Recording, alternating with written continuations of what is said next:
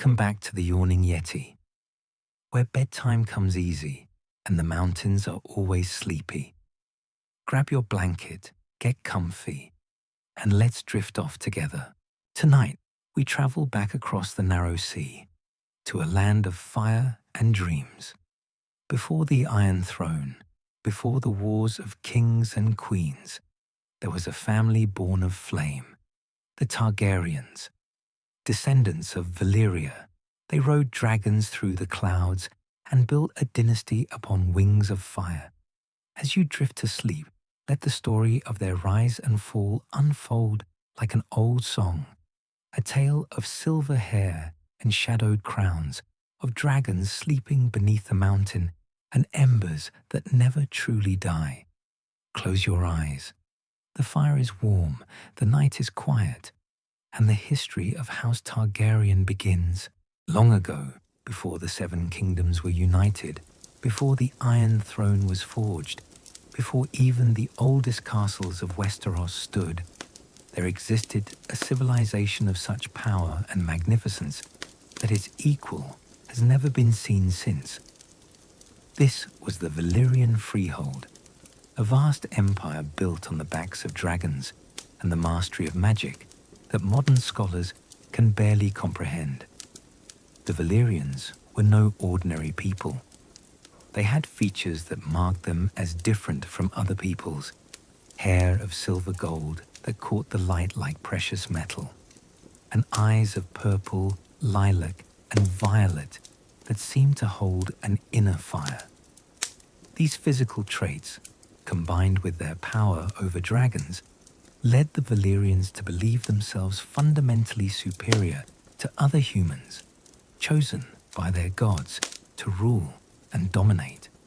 They had discovered secrets lost to time, learning to tame the great dragons that roosted in the volcanic mountains of their peninsula, the 14 Flames. These were not the stunted creatures that would later inhabit the dragon pit of King's Landing, but massive beasts the size of castles, with wingspans that could cast shadows over entire towns. Some dragons lived for centuries, growing ever larger and more terrible with each passing year. With these dragons, the Valyrians built an empire that stretched across much of Essos. At its height, the Freehold controlled territories from the Smoking Sea to Slaver's Bay, from the Summer Sea to the Rhoyne. Dozens of cities paid tribute to Valyria, and millions lived under Valyrian rule or influence. It was the greatest empire the world had ever known, and it seemed destined to last forever. The Valyrians were masters of many arts. They could work stone as if it were clay, shaping it with magic into forms both beautiful and terrible. The roads they built, perfectly straight and smooth, still exist in some places more than 4 centuries after the Doom, unmarred by time or weather. Their buildings had a distinctive flowing style, with melted-looking walls and impossible angles that suggested they had been shaped by sorcery rather than constructed by mundane means. They forged steel with spells woven into every fold of metal, creating blades so sharp and strong that they would never dull or break, even centuries after their makers had turned to dust. These blades, known as Valyrian steel, glowed with patterns like ripples in water, with colors that shifted and changed in the light. They became treasured heirlooms passed down through noble houses for generations, worth more than entire castles. But the secret of their making died with the Doom. In the Freehold, there were 40 families of dragonlords, each commanding dragons of their own and holding estates throughout the empire. These families ruled the Freehold together through a council, though they often quarreled and competed for power and prestige. The history of Valyria was marked by conflicts between these houses, sometimes breaking into open warfare, with dragons fighting dragons. though such conflicts were usually resolved before they could destroy the empire itself. The Targaryens were one of these families, though not the greatest or most powerful. They were minor dragonlords, holding estates on Dragonstone, a rocky island fortress in Blackwater Bay, far to the west of Valyria proper. Dragonstone was the westernmost outpost of Valyrian power, a lonely fortress of black volcanic stone, carved with dragon motifs, sitting above the smoking sea, heated by volcanic vents that made it perfect for hatching and raising dragons. Life in the freehold was one of luxury and power for the dragonlord families. They commanded slaves by the hundreds of thousands, who worked in mines deep beneath the earth, extracting precious metals, gems, and stranger things that no man of the current age could identify. These slaves toiled in conditions of unimaginable hardship, dying by the thousands in the deep places beneath the mountains. But the dragonlords cared little for their suffering, viewing slaves as tools rather than human beings. The slaves came from every corner of the empire and beyond. Pale-skinned people from the north, dark-skinned people from the south, peoples conquered in war or taken in raids or sold by their own desperate kin. They spoke 100 different languages and worshipped 1,000 different gods, but in the minds of Valyria, they all suffered the same fate, breaking their bodies and their spirits in the darkness beneath the earth. The Valyrians believed themselves superior to all other peoples, blessed by their dragons and their magic with the right to rule. This arrogance permeated every aspect of their civilization. They did not merely conquer, they destroyed the cultures of those they subjugated, replacing local customs and languages with Valyrian equivalents. To be Valyrian was to be civilized. Everything else was barbarism, fit only for slaves. This supreme confidence extended to their relationship with the natural world as well.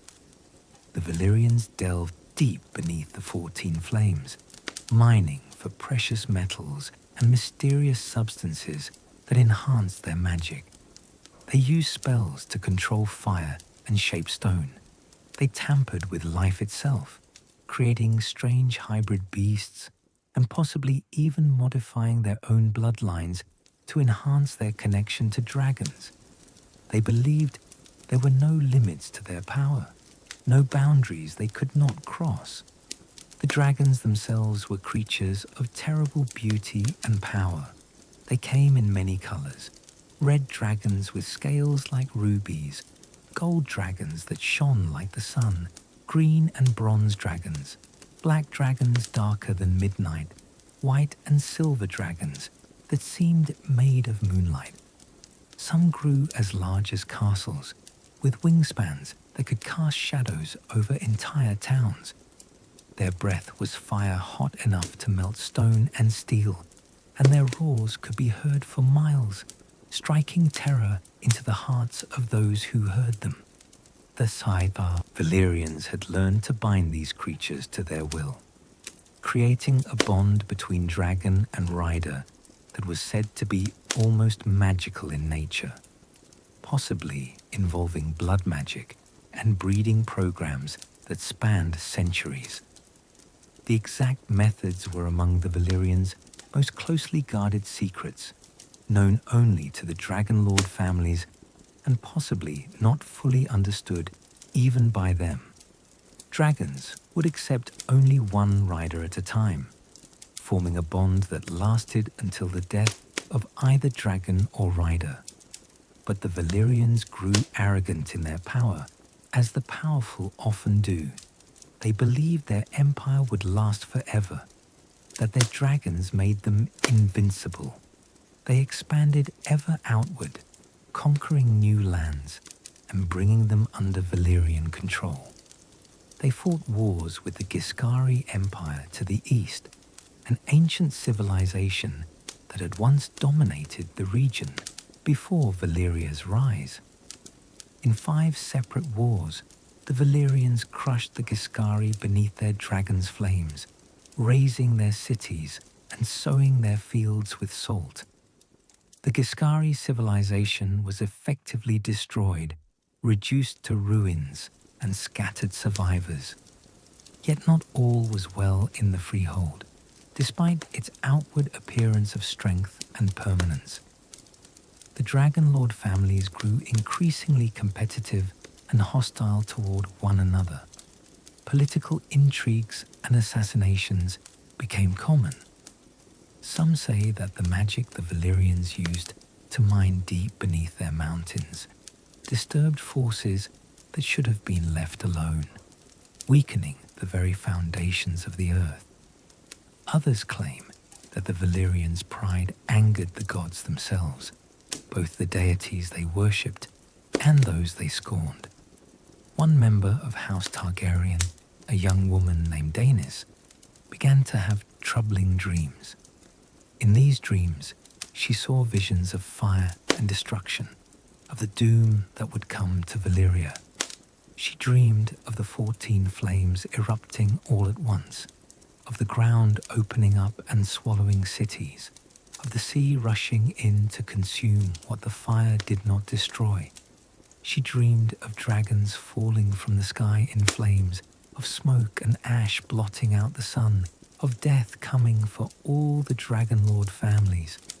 At first, she dismissed these dreams as mere nightmares, the product of an anxious mind, but the dreams persisted, growing more vivid and more terrible with each passing night. She began to see details, specific places destroyed, people she knew dying in flames, the timeline of destruction. The dreams came to consume her waking thoughts as well, as she found herself experiencing visions while awake, seeing ghostly images of doom superimposed over the world around her. Her father, Lord Aenar Targaryen, was a cautious and thoughtful man who took his daughter's visions seriously. While other dragonlords mocked prophetic dreams as superstition unworthy of rational Valyrians, Aenar had inherited enough of the old ways to believe that some dreams were more than mere fantasies. He consulted with his daughter extensively, listening to every detail of her visions, trying to understand what the gods or fate or whatever force granted such visions was trying to tell them. The other dragonlord families, when they learned of Daenerys' visions and Aenar's concern, reacted with scorn and mockery. They called Aenar craven, a fool who would abandon power and prestige because of a girl's nightmares. Valyria was eternal, they said. The freehold had stood for thousands of years and would stand for thousands more. The dragons guaranteed their power, and nothing could challenge them. To suggest that Valyria itself might fall was not just foolish, but nearly blasphemous, a rejection of everything that made them Valyrian. But Aenar believed in his daughter, and he believed in her visions. After much deliberation and soul-searching, he made a fateful decision, one that would save his house, but doom his reputation among his peers. He would abandon Valyria and take his family west to Dragonstone, to their distant outpost in Blackwater Bay. There, they would be far from whatever doom was coming to Valyria, safe on their rocky island in Westerosi waters. This decision seemed foolish, even insane to the other dragonlords. Dragonstone was a small, rocky island, far from the centers of power and wealth. It was cold and dreary compared to the warmth and splendor of Valyria. It was isolated, with only the barbarous kingdoms of Westeros for neighbors. Why would any dragonlord willingly exile himself to such a place? What could possibly justify abandoning their estates, their position in Valyrian society, their voice in the councils that rule the greatest empire in the world.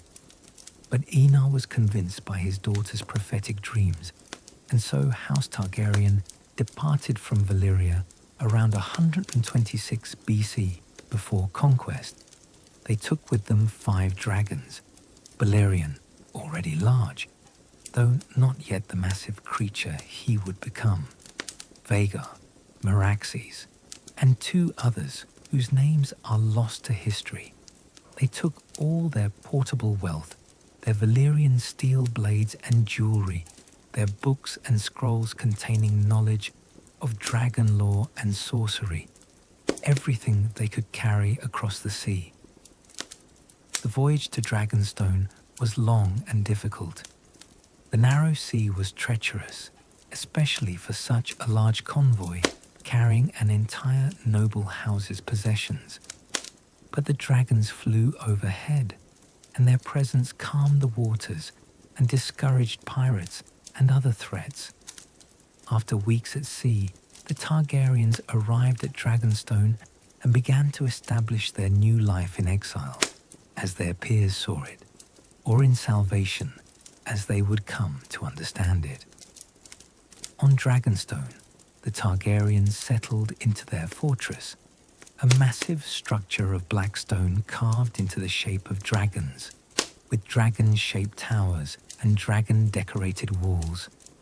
Volcanic vents heated the fortress naturally, and the caves beneath provided perfect nesting grounds for their dragons. It was not Valyria, but it would be home, and more importantly, it would be safety when the doom came.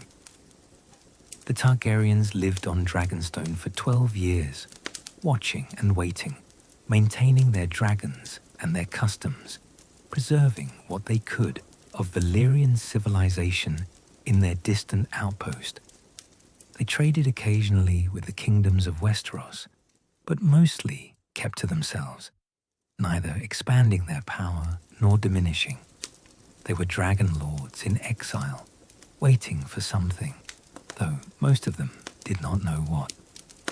12 years after House Targaryen departed for Dragonstone, Daenerys the Dreamer's visions came true in the most catastrophic way imaginable, in an event that would forever after be known simply as the Doom of Valyria. The entire peninsula was consumed in a cataclysm of fire and destruction, unprecedented in human history.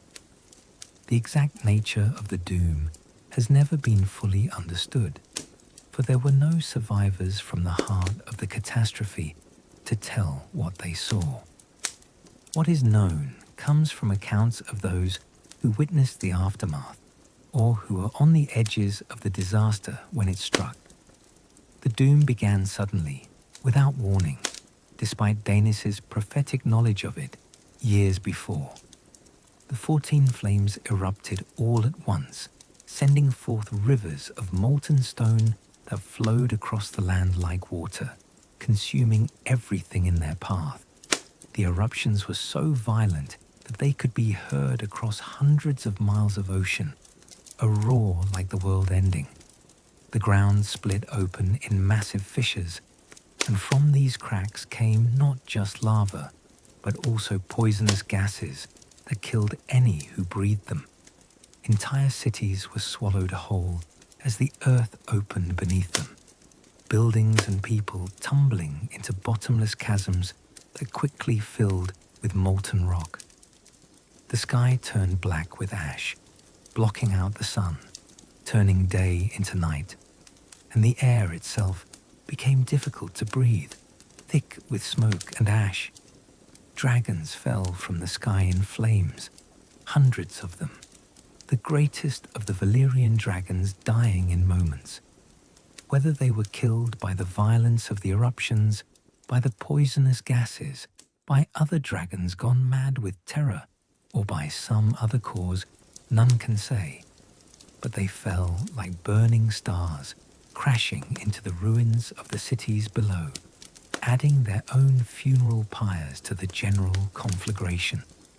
The sea rushed in through the broken land, flooding the lowlands and turning Valyria from a peninsula into a shattered maze of smoking islands.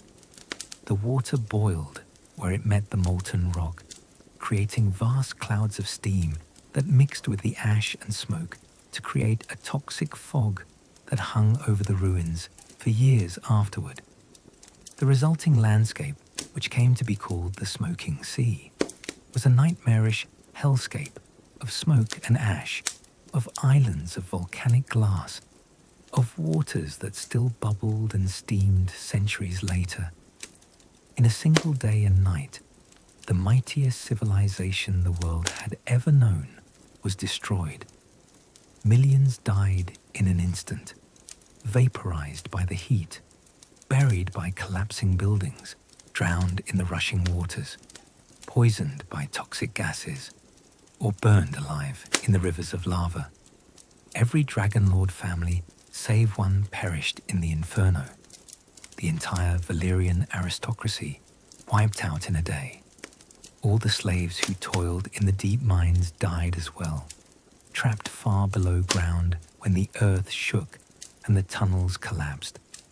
The cities of Valyria, great metropolises with populations in the hundreds of thousands, were reduced to smoking ruins. The great towers of melted stone collapsed. The sorcery-shaped walls cracked and fell.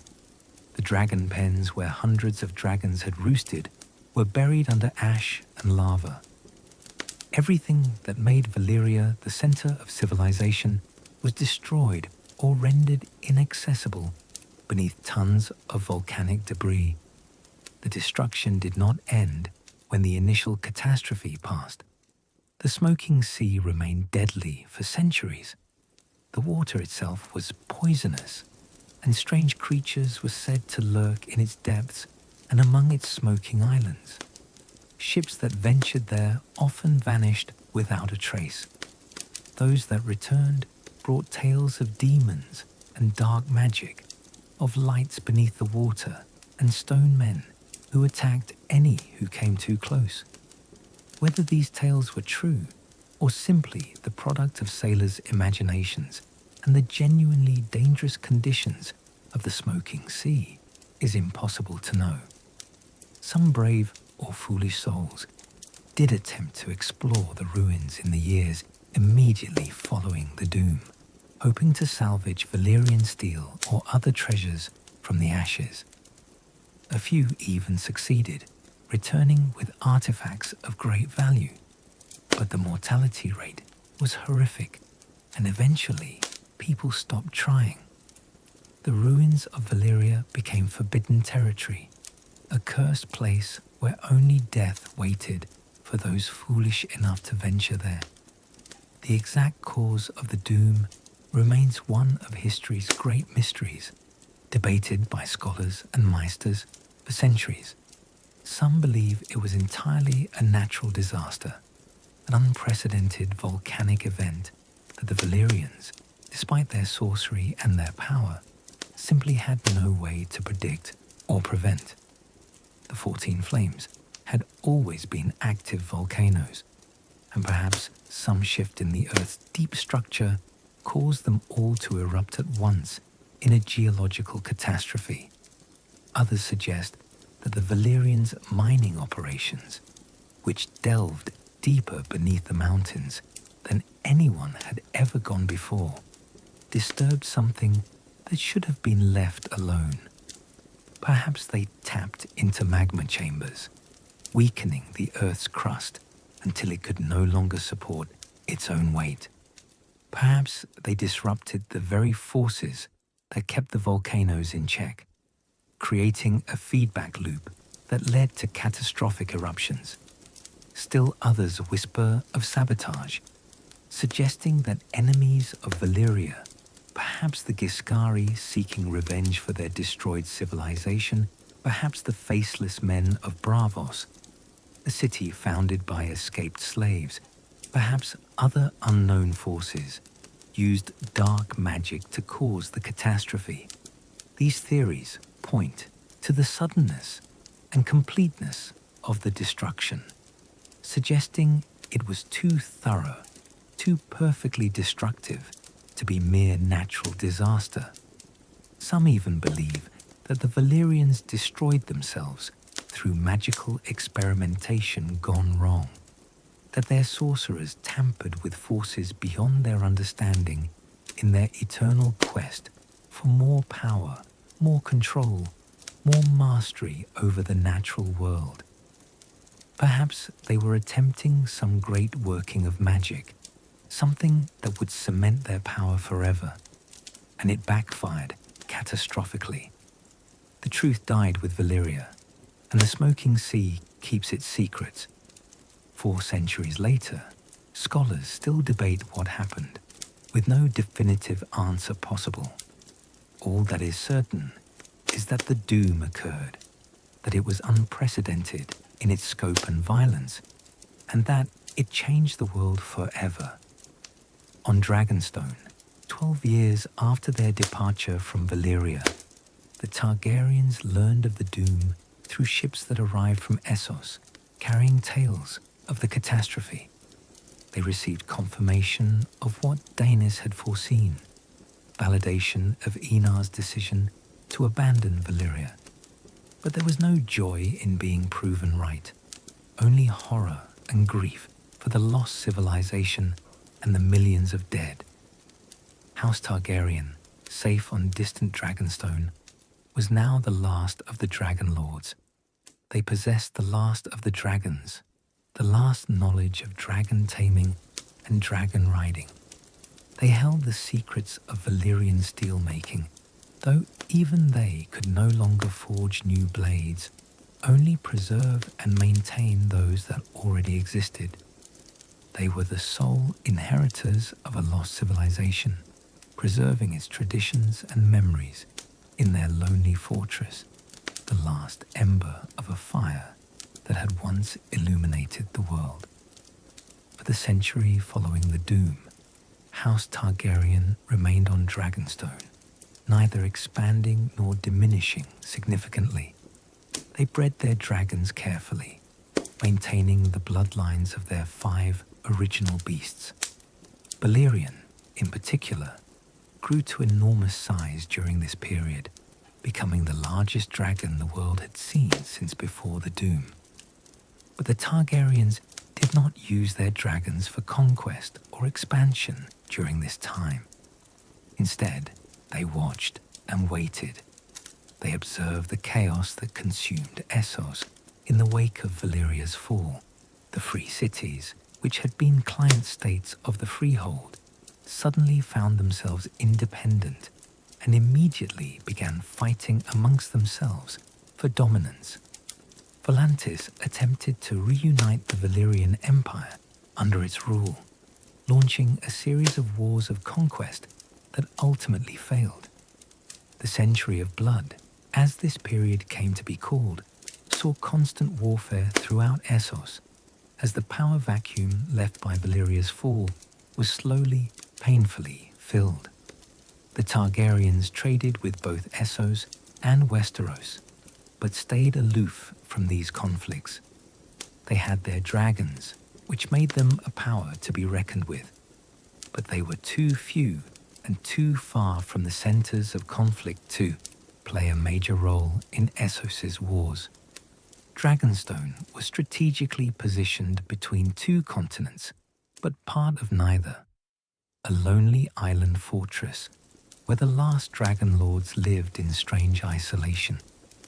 They maintained their customs, including the practice of incestuous marriage that had been common among Valyrian nobility. Brother married sister, and occasionally uncle married niece, or cousin married cousin, all to keep the bloodline pure and maintain their ability to bond with dragons.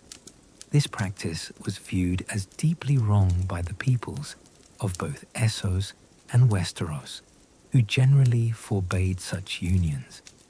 But the Targaryens persisted in it, seeing it as part of what made them special, what set them apart from ordinary humans.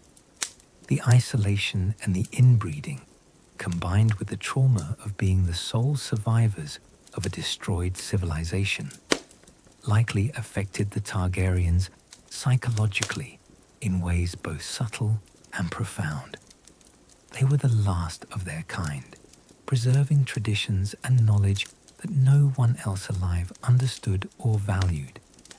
This sense of being special, of being the chosen ones who had survived when all others perished, reinforced their natural Valyrian arrogance and sense of superiority. During this century, they looked westward toward Westeros with increasing interest. The continent was divided among many kingdoms, constantly fighting amongst themselves, with no single power able to unite them. The north was ruled by the kings of winter from Winterfell, descended from the first men who had crossed the arm of Dawn 8,000 years before. The Vale was governed by the kings of Mountain and Vale from the Eyrie, an impregnable castle built high in the mountains. The Riverlands were contested between multiple kingdoms, changing hands frequently through conquest and marriage. The Iron Islands had their own kings who ruled the seas and raided the coasts. The Reach was ruled by the kings of the Reach from Highgarden, controlling the most fertile lands in Westeros. The Stormlands belonged to the Storm Kings, who ruled from Storm's End, an ancient castle said to have been built with magic in the Age of Heroes. The Westerlands were the domain of the Kings of the Rock from Casterly Rock, the wealthiest kingdom due to their gold mines. And in the far south, Dawn remained independent and unconquered, ruled by princes who styled themselves as equals to any king. Dawn was different from the other kingdoms in many ways.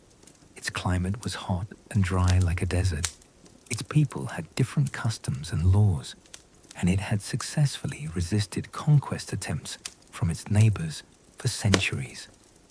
These kingdoms fought amongst themselves constantly, their borders ever shifting. The Riverlands in particular changed hands frequently, conquered first by one kingdom, then another. Alliances were made and broken based on immediate advantage rather than lasting bonds. Ancient feuds simmered for generations, erupting into violence whenever the opportunity arose. Was a land divided, constantly at war with itself, weakening all the kingdoms through endless conflict. To the Targaryens, watching from Dragonstone, this constant warfare represented both a problem and an opportunity. The problem was that Westeros, divided and constantly fighting, represented a potential threat on their very doorstep. The opportunity was that divided kingdoms could be conquered more easily than a united realm, and conquering them might put an end to the constant warfare that made all the kingdoms weaker and more miserable. But for a century, the Targaryens did not act on this opportunity. They remained on Dragonstone, maintaining their fortress and their dragons, trading and observing, but not intervening. They were too few, perhaps, or not yet ready, or simply content with what they had. The kingdoms of Westeros remained divided, and the Targaryens remained isolated on their island, the last dragonlords in a world that was slowly forgetting what dragonlords were. All of this would change with the birth of a boy who would grow into a man with a dream of conquest, a vision of unity, and the dragons to make both dream and vision reality. His name was Aegon, and though he was born a younger son with little expectation of inheriting Dragonstone, fate and death would place him in command of the last dragons in the world, and he would use them to forge a kingdom that would last for 3 centuries. But that story comes next, as we move from the ashes of Old Valyria to the conquest of Westeros, from the end of one age to the beginning of another. from the last days of the dragonlords to the founding of the Targaryen dynasty. Let your mind drift on these thoughts of ancient history, of empires risen and fallen, of civilizations destroyed and survivors carrying on, as we continue deeper into the story of House Targaryen. The doom has come and gone. The last dragonlords survive in isolation on their rocky island. The stage is set for conquest, for the forging of a new kingdom from 7 divided realms, for the beginning of a dynasty that will shape the history of Westeros for 300 years. Rest now and let the story continue to unfold in your dreams.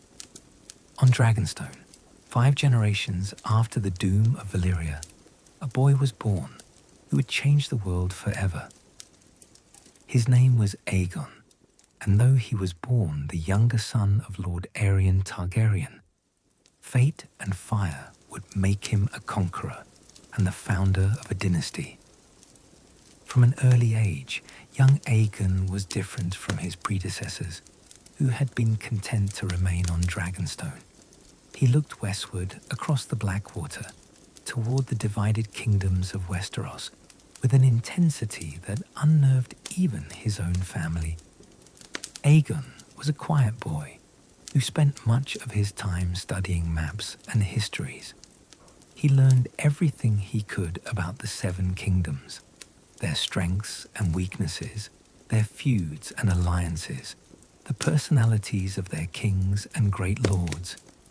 He studied the terrain of Westeros, the locations of castles and cities, the roads and rivers that connected them. He learned about their armies, their tactics, their traditions of warfare.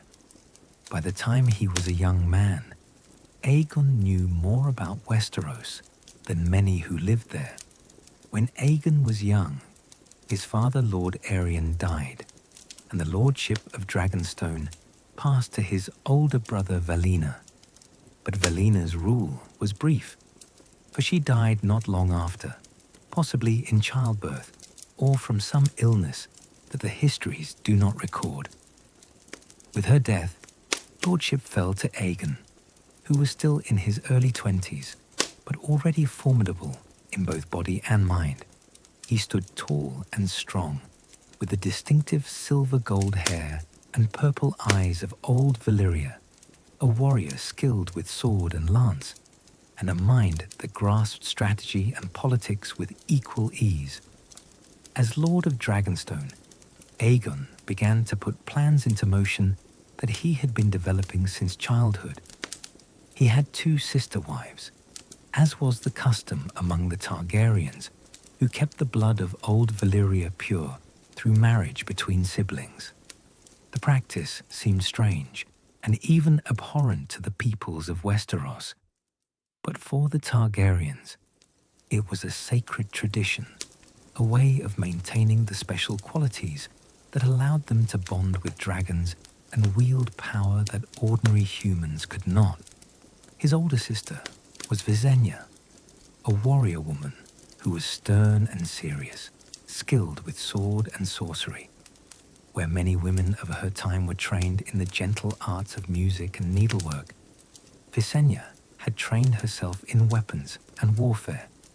She wielded a Valyrian steel sword called Dark Sister, and she was as skilled with it as any knight in Westeros. She was not beautiful in the conventional sense. Her features were too sharp, her demeanor too harsh, but she commanded respect and fear in equal measure. His younger sister was Rhaenys, who was playful and passionate, fond of music and poetry, but also brave and strong-willed.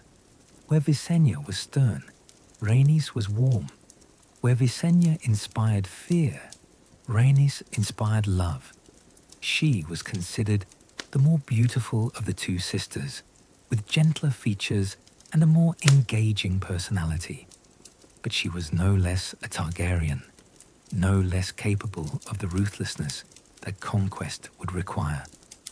Aegon's relationship with his 2 sister wives was complex. By the accounts that survive, he He loved both, but in different ways. Visenya he respected and relied upon for counsel in matters of war and governance.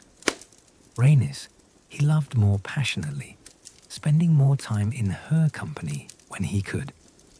Yet both sisters were true partners in his enterprise, not mere ornaments or tools, but active participants in the great work of conquest. Each of the 3 Targaryens had their own dragon, magnificent beasts that had grown to formidable size during their years on Dragonstone.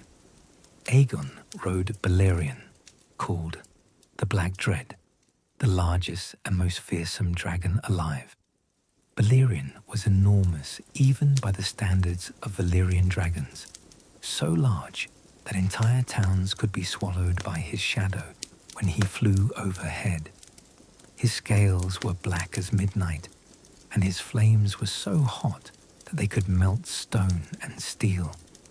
When Balerion roared, the sound could be heard for miles, striking terror into the hearts of all who heard it. Visenya rode Vargar, a bronze-scaled dragon almost as large as Balerion, fierce and battle-hardened, even before the conquest began. Vargar had hatched on Dragonstone decades before and had grown to tremendous size, with scars on her hide that spoke of fights with other dragons or dangerous prey. She was not as large as Balerion, but was perhaps even more aggressive, quicker to anger and slower to calm. Rhaenys rode Meraxes, a silver-scaled beauty who was the swiftest of the 3, though smaller than the others. Meraxes was said to be the most graceful of the dragons, her movements in the air like a dance, her scales catching the sunlight and throwing it back in dazzling displays.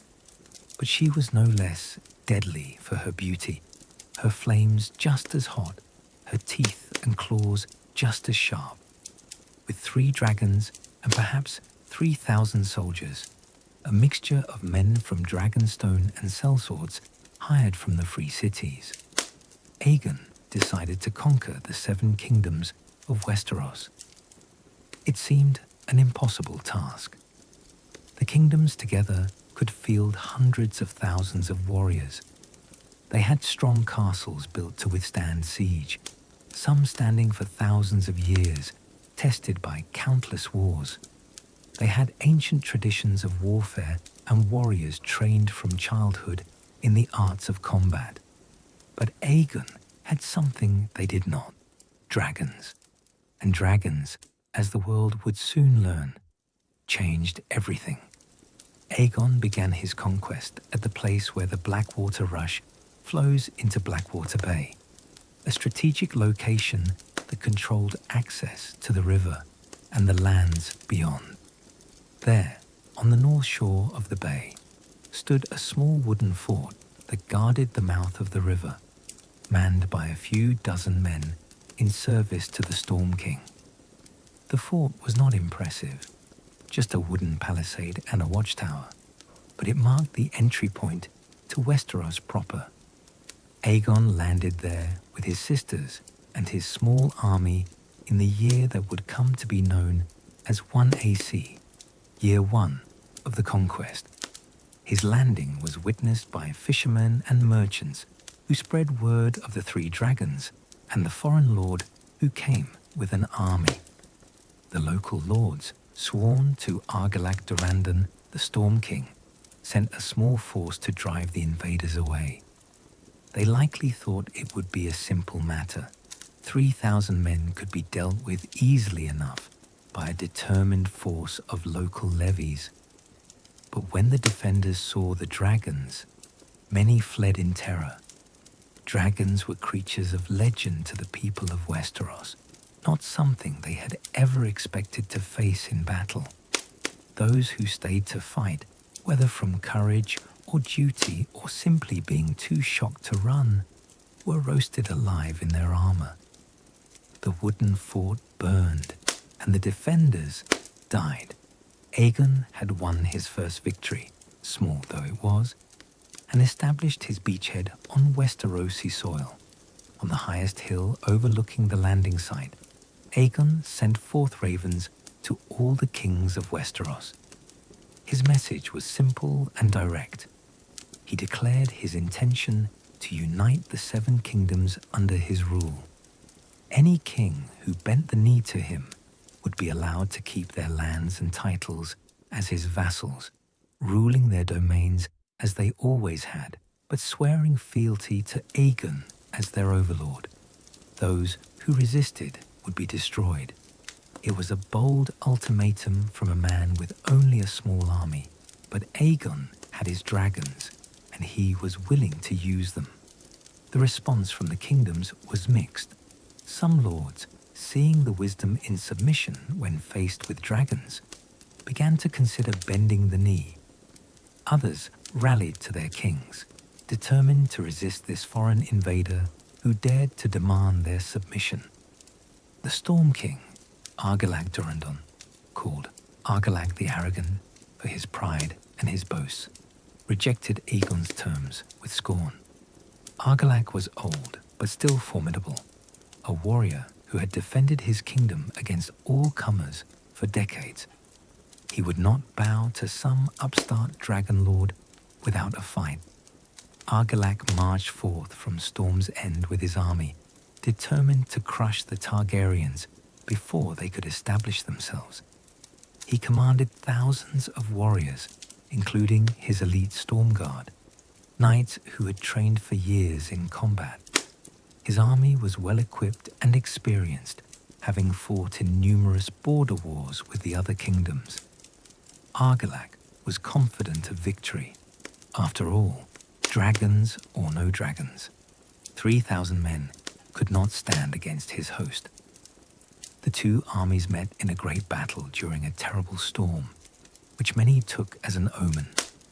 Thunder crashed and lightning split the sky, as if the gods themselves were watching this contest that would determine the fate of kingdoms. Rain lashed the battlefield, turning the ground to mud and making footing treacherous. At first, the storm seemed to favor Argilag, for the dragons could not fly safely in such weather. The winds were too strong, the lightning too dangerous, and so the battle began as a conventional fight between infantry and cavalry. In this conventional battle, the Storm King's forces had the advantage. They outnumbered the invaders significantly, and they were fighting on familiar ground. Argilag himself led from the front, his blade taking lives with the skill of a lifetime of warfare. For several hours, it seemed that the Storm King might win, that the conquest might end before it truly began, drowned in the rain and mud of a forgotten battlefield. But storms, however fierce, do not last forever. As the afternoon wore on, the rain began to slacken, the winds to calm, the clouds broke, and patches of clear sky appeared. And into those patches of clear sky rose 3 dragons, Valyrian, Vaga, and Meraxes, their scales glistening with rainwater, their roars audible even over the thunder. What followed was not so much a battle as a slaughter. The dragons rained fire down upon the Storm King's army from above. Men in armor cooked alive as the metal that was meant to protect them became an oven. Wooden shields burst into flame, and those who carried them threw them away, only to be burned anyway. Horses panicked and threw their riders, then fled in all directions, spreading chaos through the ranks. The disciplined formations broke apart as men ran for their lives, but there was nowhere to run. The battlefield was surrounded by forest on one side and cliffs overlooking the sea on the other. The dragons circled overhead, cutting off every avenue of escape, driving the army into an ever-tightening circle of fire and death. Argilag the Arrogant, to his credit, did not flee. He stood his ground and continued to fight even as his army dissolved around him. he challenged Orys Baratheon, Aegon's closest friend and commander, to single combat. Orys, who was rumored to be Aegon's bastard half-brother, accepted the challenge. The two men fought in the rain and mud, while dragons circled overhead and armies died around them. Argilac was old but skilled, and he fought well. But Orys was younger and in the end proved stronger. He struck Argilac down, and the Storm King died in the mud. His kingdom lost, his dynasty ended. The remaining soldiers, seeing their king fall, threw down their weapons and surrendered. The Stormlands, one of the 7 kingdoms, had fallen to Aegon in a single day. Aegon was generous in victory, showing a wisdom that would characterize much of his reign. He did not slaughter the defeated or turn them into slaves as Valyrian conquerors might have done in ages past. Instead, he took Argilac's daughter Argella, the last of House Targaryen, and wed her to Orys Baratheon. He gave them Storm's End and the rule of the Stormlands, founding House Baratheon, which would rule there for 3 centuries. Orys took not only Argella as his bride, but also adopted the Durrandon housewords, sigil, and colours, creating continuity with the old dynasty even as a new one began. This pattern, conquest, followed by reconciliation, destruction, followed by restoration, would become Aegon's typical approach. He was ruthless in battle, but generous in victory, willing to kill thousands to win, but careful to preserve as much as possible once he had won. It was a calculated strategy designed to minimize resistance by showing that submission led to relatively good outcomes, while resistance led to fire and death. While Aegon dealt with the Stormlands, word of his dragons and his victories spread throughout Westeros. In the Reach, King Mern IX, called Mern the Mad, though he was not actually insane, gathered a vast army to oppose the Targaryens.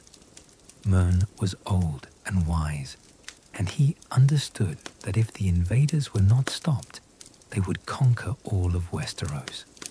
Better to face them now, with allies, than to wait and face them alone. Mern reached out to his neighbor and sometime rival, King Loren Lannister of the Rock. Loren ruled the Westerlands, the wealthiest kingdom in Westeros, due to the gold mines beneath Casterly Rock. Normally, the Reach and the Westerlands were rivals, sometimes enemies. But faced with the threat of dragons, old rivalries became less important. Loren agreed to join forces with Mern, and together they assembled the largest army ever seen in Westeros. 55,000 men marched under their combined banners, a force that outnumbered Aegon's army more than 10 to 1. It included knights and men-at-arms, archers and pikemen, lords and commoners, the flower of Westerosi chivalry, and the common strength of the 2 richest kingdoms. Looking at this host, many believed that the conquest was over, that no force, not even dragons, could stand against such numbers. The 2 armies met on a broad, fertile plain between the Reach and the Westerlands. The field was golden with wheat ready for harvest, swaying in the breeze beneath a cloudless sky. It seemed a peaceful scene, almost pastoral, belying the violence that was about to occur. The combined army of the Reach and the Rock felt confident of victory. How could a few thousand men and 3 dragons, however large, defeat 55,000 warriors? But they had not reckoned with what dragons could do to massed infantry on an open field. They had heard the stories from the Stormlands, but hearing is not the same as seeing, and even seeing cannot prepare you for the reality of dragonfire washing over your comrades, turning them to ash and melted metal in seconds. When battle was joined, Aegon and his sisters took to the sky on their dragons. From above, they rained fire down upon the tightly packed formations below. The tactics that made sense for fighting against other humans, forming into close ranks for mutual support, packing tightly to resist cavalry charges, became deadly when facing dragons.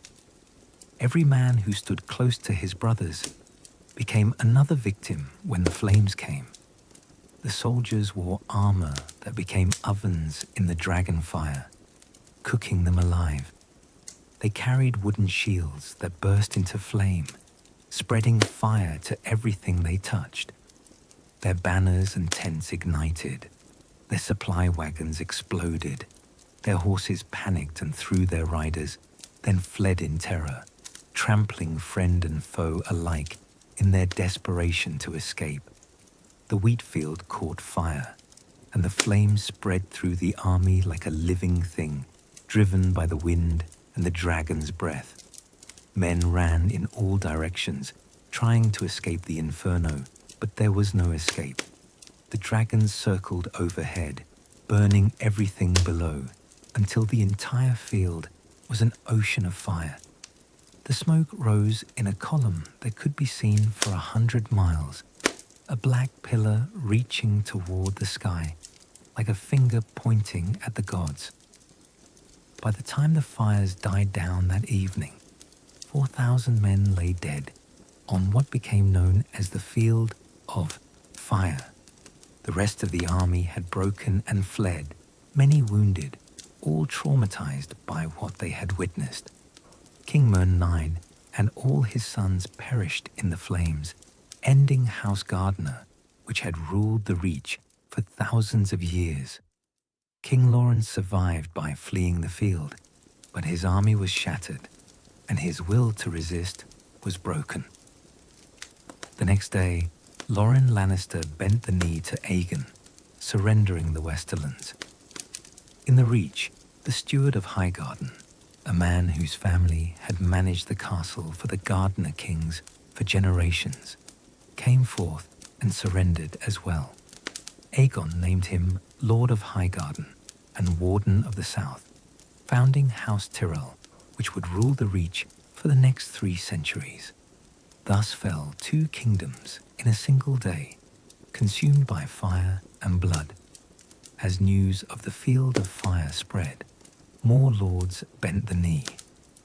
The Riverlands, which had been conquered by the Storm Kings and ruled as subject territory, gladly submitted to Aegon, seeing him as a liberator from their oppressors. Lord Edmund Tully of Riverrun became the first Riverlord to declare for Aegon, and others followed his example. Aegon named House Tully as Lords Paramount of the Trident, giving them authority over the other Riverlords. In the Iron Islands, King Viken Greyjoy weighed his options carefully. The Ironborn were fierce warriors who lived by raiding and warfare, and they might have resisted. But Viken was wise enough to see that dragons could burn wooden ships as easily as armies, and the Iron Islands' wealth and power came from their ships. He bent the knee, and Aegon confirmed him as Lord of the Iron Islands, allowing the Ironborn to maintain their ancient customs and their right to elect their lords in a kingsmoot when the line of succession was unclear. In the Vale, the situation was more delicate. The ruling king was a boy of 8, King Ronald Arryn, and his mother Shara ruled as regent. The Eyrie, their seat, was said to be impregnable, built high in the mountains of the moon, and accessible only by a treacherous mountain path. No army could take the Eyrie by storm. The defenders could rain rocks and arrows down on any who tried to climb the approach, and the castle's stores could sustain it through years of siege. But Aegon did not need to climb the mountain or lay siege to the castle. He had dragons, and dragons could fly. One morning, Visenya simply flew to the Eyrie on Vaga, landing in the courtyard of the castle before anyone could react. The defenders were stunned. They had prepared for conventional siege, not for a dragon to simply arrive in their courtyard. Young King Ronel, rather than being terrified, was enchanted by the dragon. He had never seen such a creature, and he begged Visenya for a ride. She agreed, and together they flew high above the vale, the boy laughing with delight as the ground fell away beneath them. When they landed, his mother, Queen Regent Shara, wisely chose to bend the knee, rather than see her son harmed, or to continue a resistance that could not succeed. The veil fell without a single life lost, though the memory of that flight stayed with Ronel Arryn for the rest of his life. In the north, the response was different. Torrhen Stark, king in the north, was called the king who knelt by some, and the wise king by others, for what he chose to do. Torrhen had initially marched south with his army, determined to resist the invaders. The north was vast and harsh, and its people were proud, descended from the first men who had inhabited Westeros for thousands of years before the Andals came. But as Torrhen marched south with his 30,000 northern warriors, word reached him of the Field of Fire. He heard in detail what had happened when 55,000 men faced 3 dragons on an open field. He heard of the wheat field turned to an inferno, of men cooked alive in their armor, of an army that was the flower of southern chivalry, reduced to ash in an afternoon. Torrhen stopped his march and called a council with his lords. They debated through the night, arguing the merits of resistance versus submission. Some lords urged him to fight anyway. The North was proud, and they would rather die free than live as subjects.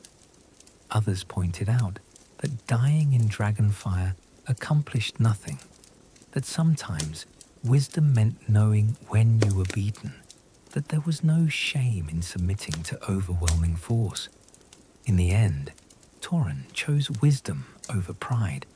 He led his army south to where Aegon was camped with his forces.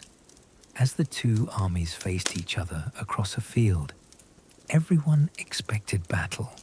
But instead of giving the order to attack, Torrhen rode forward alone, dismounted, and knelt before Aegon.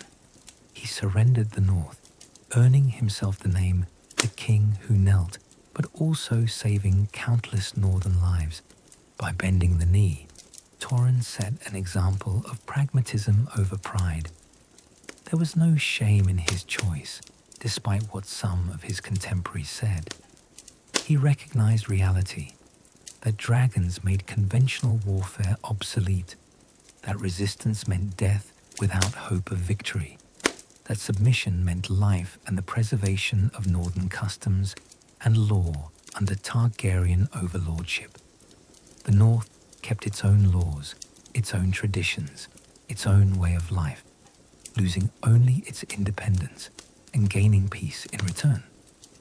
Aegon confirmed Torrhen as Warden of the North and Lord of Winterfell, allowing House Stark to continue ruling the region as they had for thousands of years, now as bannermen to the Iron Throne, rather than as independent kings.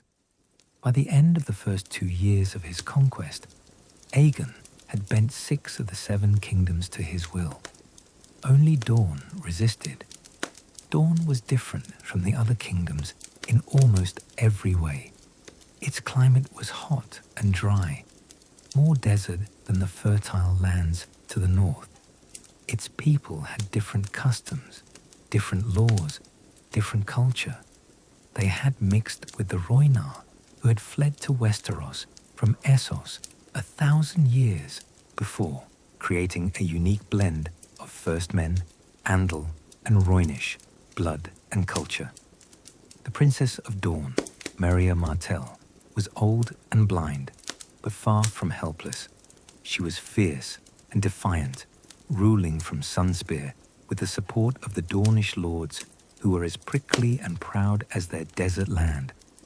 When Aegon sent her a message demanding her submission, she sent back a reply that became legendary: unbowed, unbent, unbroken. These words would become the motto of House Martell and the Dornish people. Aegon, fresh from his victories elsewhere, believed Dorne would fall like the other kingdoms. He invaded with his armies and his dragons, expecting quick victory. But the Dornish had learned from the defeats of the other kingdoms. They knew they could not face dragons in open battle. Instead, they waged a guerrilla war, using tactics that frustrated Aegon at every turn. When Aegon's army approached Dornish castles, the Dornish simply abandoned them, fading away into the deserts and mountains. When Aegon burned empty castles with dragonfire, the Dornish shrugged. Stone could be rebuilt, but lives could not be restored. When Aegon's soldiers occupied castles, the Dornish struck from ambush, killing small patrols and supply trains, then disappearing before dragons could arrive. The war dragged on for years, a frustrating campaign where Aegon could win every battle but could not win the war. He burned castles, but the Dornish did not care. He killed soldiers, but more appeared from the desert. He demanded submission, but the Dornish remained unbowed. It was a new kind of warfare, one that dragons could not easily counter. The turning point came when Rhaenys flew Meraxes to Dorne to support an invasion. At a castle called Hellholt, deep in the Dornish desert, the defenders unveiled a great scorpion, a massive ballista designed specifically to kill dragons. They had been building these weapons in secret, learning from Aegon's conquests, preparing for the day when dragons would come to Dorne. As Meraxes flew low over the castle, the scorpion fired. The bolt, 6 feet long and tipped with iron, flew true and struck Meraxes through the eye, penetrating deep into the dragon's brain. Meraxes fell from the sky immediately, crashing into the castle below. Both Rhaenys and Meraxes perished in the fall, crushed under tons of falling dragon and collapsing stonework. The loss devastated Aegon and Visenya. Rhaenys had been beloved, the gentler and more diplomatic of the two sisters, the one who inspired love rather than fear. Her death left a hole in their partnership and in Aegon's heart that would never be filled. The pain of her loss drove Aegon to acts of vengeance that he would later regret. Aegon's grief turned to rage. He returned to Dorne again and again, burning every castle he could find with Balerian's flames, turning the red sands of Dorne to glass with the heat of dragonfire. He sent ravens to every Dornish lord, promising mercy if they would, surrender and swearing terrible vengeance if they would not. But still, Dorne would not submit. The castles could be rebuilt. The people endured. The guerrilla war continued. Eventually, exhausted by years of fruitless war, broken by the loss of Rhaenys, and faced with a people who would die before submitting, Aegon accepted a peace treaty that left Dorne independent. It was the only defeat of his reign, a wound that never fully healed. Dorne would remain independent for another 2 centuries, not joining the 7 kingdoms until the reign of Daenerys II, when it was brought in through marriage rather than conquest. The Dornish resistance taught an important lesson. Even dragons had limits. Raw power alone could not conquer a people determined to resist. Sometimes wisdom, patience, and understanding mattered more than fire and blood. It was a lesson that future Targaryens would sometimes remember and sometimes forget, usually to their cost. With 6 of the 7 kingdoms bent to his will, Aegon turned his attention to consolidating his conquest and establishing the institutions that would govern his new realm. He had won his kingdom through fire and blood, but now he needed to turn conquest into lasting rule, violence into governance, chaos into order. The first and most symbolic act was the creation of the Iron Throne itself. Aegon had his vassals collect the swords of his defeated enemies. Thousands upon thousands of blades from fallen soldiers and surrendered lords. These swords were brought to the site of his first landing, the place where he had begun his conquest, where he now planned to build his capital. The swords were melted with dragonfire, Valyrian's flames hot enough to turn steel into liquid metal. Mastersmiths worked with the molten steel, forging it into a great throne under Aegon's direction. The throne was tall and twisted, asymmetrical and menacing, with blades jutting out at dangerous angles. Swords formed the arms and the back, their pommels and hilts still visible in the mass of melted metal. Steps made of swords led up to the seat. The Iron Throne was deliberately uncomfortable, its edges sharp, its seat uneven. Aegon designed it this way intentionally, saying that a king should never sit easy. Ruling was hard work, filled with difficult decisions and heavy responsibilities. A comfortable throne might tempt a king to become complacent, to forget the weight of the crown. The Iron Throne would be a constant reminder that rulership should never be easy, that a king who sits comfortably while his people suffer is no king at all. Many kings throughout Targaryen history would cut themselves on the Iron Throne. Small cuts from sharp edges hidden among the swords were common, earning these minor wounds the name the throne's taxes. But some kings cut themselves badly, bleeding from deep wounds inflicted by the blades. In later years, superstitious people would come to believe that the Iron Throne itself could judge kings, cutting those who were unworthy and allowing good kings to sit unharmed. Whether there was any truth to this belief, or whether it was simply that careless or distracted kings were more likely to injure themselves on the dangerous seat, is impossible to say. Around the Iron Throne, Aegon built his capital city. He called it King's Landing, for it was where he had first landed on Westerosi soil. What had been a small wooden fort grew rapidly into a great city, attracting people from all the kingdoms. Merchants came to trade, craftsmen to sell their skills, nobles to seek positions at the royal court. Within a few decades, King's Landing would become the largest city in Westeros, though it would never be as beautiful or well-planned as some older cities like Old Town. A castle was built to house the royal family and the government of the realm. The Red Keep, as it came to be called, was constructed of red stone brought from across Blackwater Bay.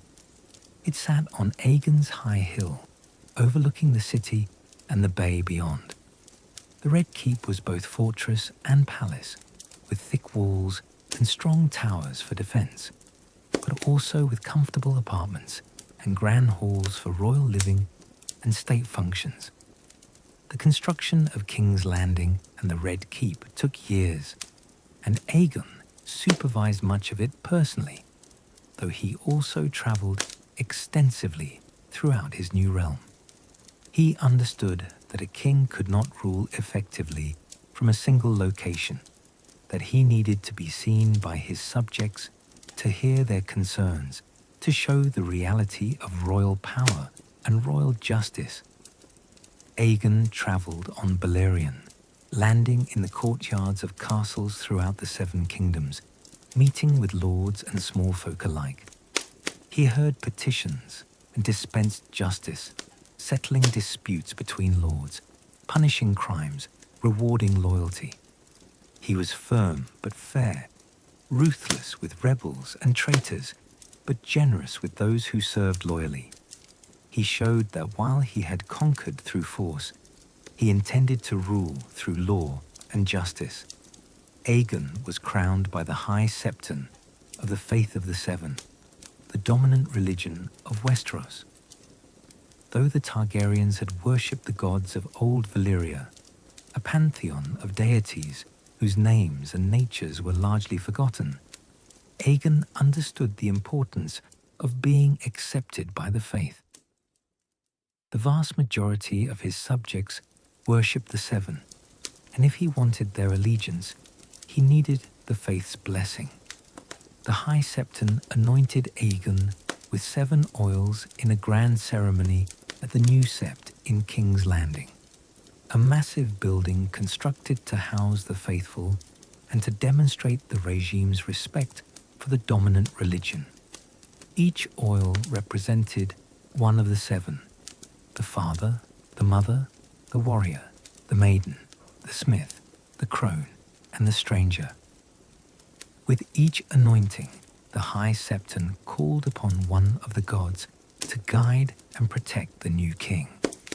A crown of Valyrian steel was placed upon Aegon's head, not a bejeweled thing of gold and gems, but a simple circlet of the mysterious metal, a connection to his lost homeland, and a symbol that his power came from dragons and steel rather than from wealth and luxury.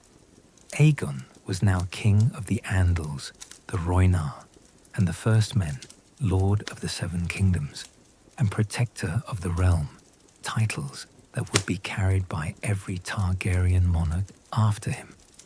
The conquest had taken 2 years of intensive warfare, from his first landing to the submission of the North. With 3 dragons and a relatively small army, supplemented by soldiers and lords who joined him as he conquered each kingdom, Aegon Targaryen had accomplished what many thought impossible. He had united 6 of the 7 kingdoms under his rule, creating a realm larger and more powerful than any seen in Westeros before. The age of the 7 kingdoms was over. The age of the Targaryen dynasty had begun. Aegon ruled wisely and well from the Iron Throne for the next 37 years. He allowed the great houses to keep their traditional powers and privileges, asking only for their fealty and a portion of their tax revenues. He did not try to change the fundamental nature of Westerosi society, did not attempt to impose Valyrian customs or culture on his new subjects. Instead, he worked within existing frameworks, respecting traditions even as he established new institutions. He created the Small Council, a group of advisors who would help the king govern. The Hand of the King, the king's chief minister and representative, could speak with the king's voice and make decisions in the king's name. The Master of Coin managed the royal treasury. The Master of Laws dealt with legal matters. The Master of Ships commanded the royal fleet. The Master of Whisperers gathered intelligence and uncovered plots. The Grand Master, provided by the Citadel, advised on matters of learning and history. This governmental structure would survive, with modifications, for the entire Targaryen dynasty and beyond. It provided continuity and professional administration, allowing the realm to function even when individual kings were weak or incompetent. The Small Council became the real engine of governance, more important in day-to-day rule than the king himself in some periods. Aegon travelled throughout his realm regularly, spending time in each region, hearing petitions from lords and small folk alike. He kept the king's peace, punishing those who broke his laws and settling disputes between his vassals. Under his rule, the fighting between kingdoms ceased. Borders became fixed rather than constantly shifting. Lords who once spent their energy and resources on endless wars could now focus on developing their lands and enriching their people. The realm prospered under Aegon's rule.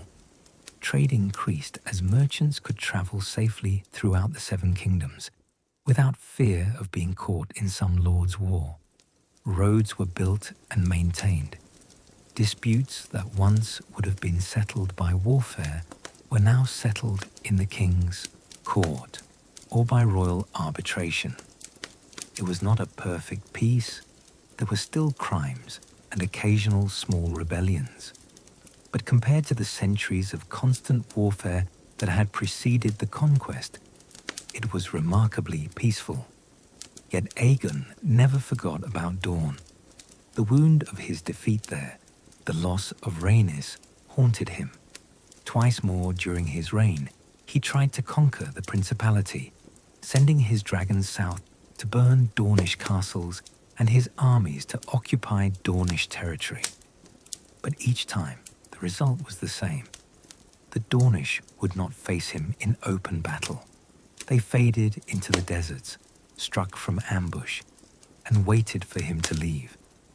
Occupying Dorne cost more than it was worth, and the Dornish seemed willing to endure any amount of destruction rather than submit. Aegon eventually accepted that Dorne could not be conquered by force, at least not without destroying it so completely that conquest would be meaningless. He made peace, recognizing Dorne's independence, though it galled him to do so. 7 kingdoms had bent the knee, but one remained unbowed, a constant reminder that even dragons had limits. As Aegon aged, he began to think about succession. He had children by both his sister wives, though not many. The Targaryens, perhaps due to inbreeding, often had difficulty producing heirs, with many stillbirths and children who died young. His eldest son was Aenys, born of Rhaenys before her death. Aenys was everything Aegon was not: dreamy, romantic, more interested in music and poetry than warfare and governance. Aegon also had a son by Visenya, born years after Rhaenys' death. This son was named Margot, and he was as harsh and warlike as his mother, everything that Aenys was not. The contrast between the two half-brothers was stark, and many worried about what would happen when Aegon died and the succession came into question. Aegon kept his health and vigor until near the end. He remained active well into his 60s, still riding Balerion and traveling his realm. But eventually, age caught up with him. He fell ill with a sudden sickness, perhaps a stroke or heart failure. The histories are unclear. Despite the best efforts of maesters and healers, he worsened rapidly. He died in his bed in the Red Keep, with Visenya at his side. He was 64 years old and had ruled for 37 years after his conquest. His body was burned in the traditional Valyrian manner, with dragonfire from Balerion consuming his remains. His ashes were interred on Dragonstone, returned to the fortress where his dynasty had survived the doom and from which it had launched its conquest. Aegon the Conqueror's legacy was immense. He had forged a unified kingdom from 7 warring realms. He had established a dynasty that would rule for nearly 300 years. The calendar itself was reset to mark his conquest, with the years thereafter counted as AC, after the conquest. His descendants would sit the Iron Throne for generations, ruling through times of peace and war, prosperity and hardship, glory and tragedy. But Aegon's conquest also sowed the seeds of future troubles. The Iron Throne was won by fire and blood, and many houses never forgot that their independence had been taken from them by force. the memory of the conquest lingered and resentments festered beneath the surface of Targaryen rule. Future generations would face rebellions and civil wars as various factions sought to challenge Targaryen authority or to claim the throne for themselves. Moreover, the Targaryens' practice of incestuous marriage, of brother wedding sister to keep their bloodline pure, troubled many in Westeros. The faith of the Seven preached against such unions, calling them abominations against the natural order. While Aegon had managed to get the faith's blessing for his rule despite his two sister wives, this tension between Targaryen customs and the faith's teachings would eventually erupt into open conflict. And there was the matter of the dragons themselves. As long as the Targaryens had dragons, their rule seemed secure. The great beasts were the ultimate weapons, capable of destroying armies and burning castles. They were what made House Targaryen special, what gave them power beyond that of ordinary houses. But dragons were living creatures, mortal despite their size and power. They could die from age, from disease, from violence. What would happen to the dynasty if the dragons vanished? It was a question that future generations would answer to their sorrow. As Aegon's eldest son Aenys prepared to take the Iron Throne, the realm held its breath. Aegon had been a conqueror and a great king, strong in both war and peace. Could his dreamy, gentle son maintain what his father had built? Or would the realm fracture without Aegon's strong hand to hold it together? The answer would come soon enough, as the story of House Targaryen continued into its second generation. When Aegon died, his crown passed to his son Aenys, born of his marriage to Rhaenys. From the beginning, Aenys faced challenges that would have tested even a strong king. And Aenys was not strong. He was a dreamer and a romantic, a man who loved music and poetry, who wrote songs and hosted tournaments, who believed that goodwill and gentle words could solve any problem. These were admirable qualities in a prince, but dangerous ones in a king, especially a king ruling a realm that had been united by force less than 40 years before. Aenys began his reign by trying to please everyone, attempting to balance competing interests and keep all his vassals happy. This approach satisfied no one. Those who wanted a strong king saw weakness. Those who wanted concessions saw someone who could be pushed. Those who harbored resentments about the conquest saw an opportunity to challenge Targaryen rule. Within months of Aenys taking the throne, problems began to multiply. The first crisis came from an unexpected direction. Aenys announced that his son, Aegon, would marry his daughter Rhaena, a match between brother and sister in the traditional Targaryen manner. Aegon the Conqueror had married his two sisters, after all. So why should his grandson not follow the same custom?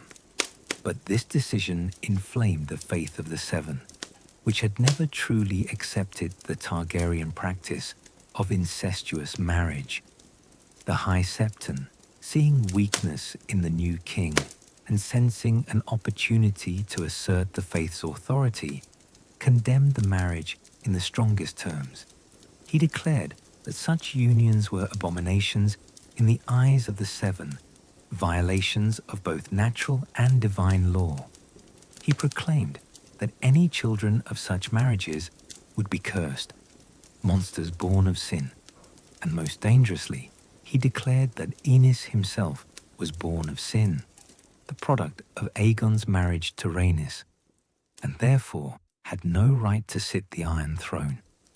This proclamation was more than religious posturing. It struck at the very legitimacy of the Targaryen dynasty. If brother-sister marriages were sinful, then the entire royal family was tainted. If Aenys was illegitimate, then his right to rule was questionable. And if the High Septon, speaking for the gods themselves, declared the king illegitimate, many faithful might believe they had a duty to oppose him. The faith militant, the military orders of the faith that had been dormant for generations, rose in rebellion. The warriors' sons, an order of knights sworn to defend the faith, took up arms against the crown. The poor fellows, common men armed with simple weapons, but filled with religious zeal, began attacking Targaryens and those loyal to them wherever they could be found. Within months, thousands of faith-militant warriors were in the field, and more were joining every day. At the same time, ambitious lords saw opportunity in the chaos. In the Iron Islands, a lord declared himself king of the Iron Islands and renounced his fealty to the Iron Throne, seeking to restore the independence his kingdom had lost in the conquest. In the Vale, a lesser lord attempted to overthrow House Targaryen and seize the area for himself. In the Riverlands, rebel lords gathered armies and began fighting amongst themselves over old grievances, ignoring the king's peace. The realm that Aegon had unified began to fracture, split by religious conflict and political ambition. Aenys tried to appease the faith by various means, offering concessions and attempting negotiations. He even considered annulling his son's marriage to his daughter, hoping that compromise would restore peace. But nothing worked. The High Septon had declared him accursed, and the faithful rallied to the faith's banners by the thousands. The stress of trying to hold the realm together, combined with his naturally weak constitution, proved too much for Aenys. He fell ill, suffering from what might have been a nervous breakdown or possibly poisoning. The histories disagree. He retreated to Dragonstone, hoping the ancient seat of his house would provide safety and time to recover. But his health continued to decline, his body wasting away, his mind struggling under the weight of failure and fear. After only 5 years on the throne, King Aenys Vestan died on Dragonstone at the age of 35. He left behind a widow, 6 children, and a realm in chaos.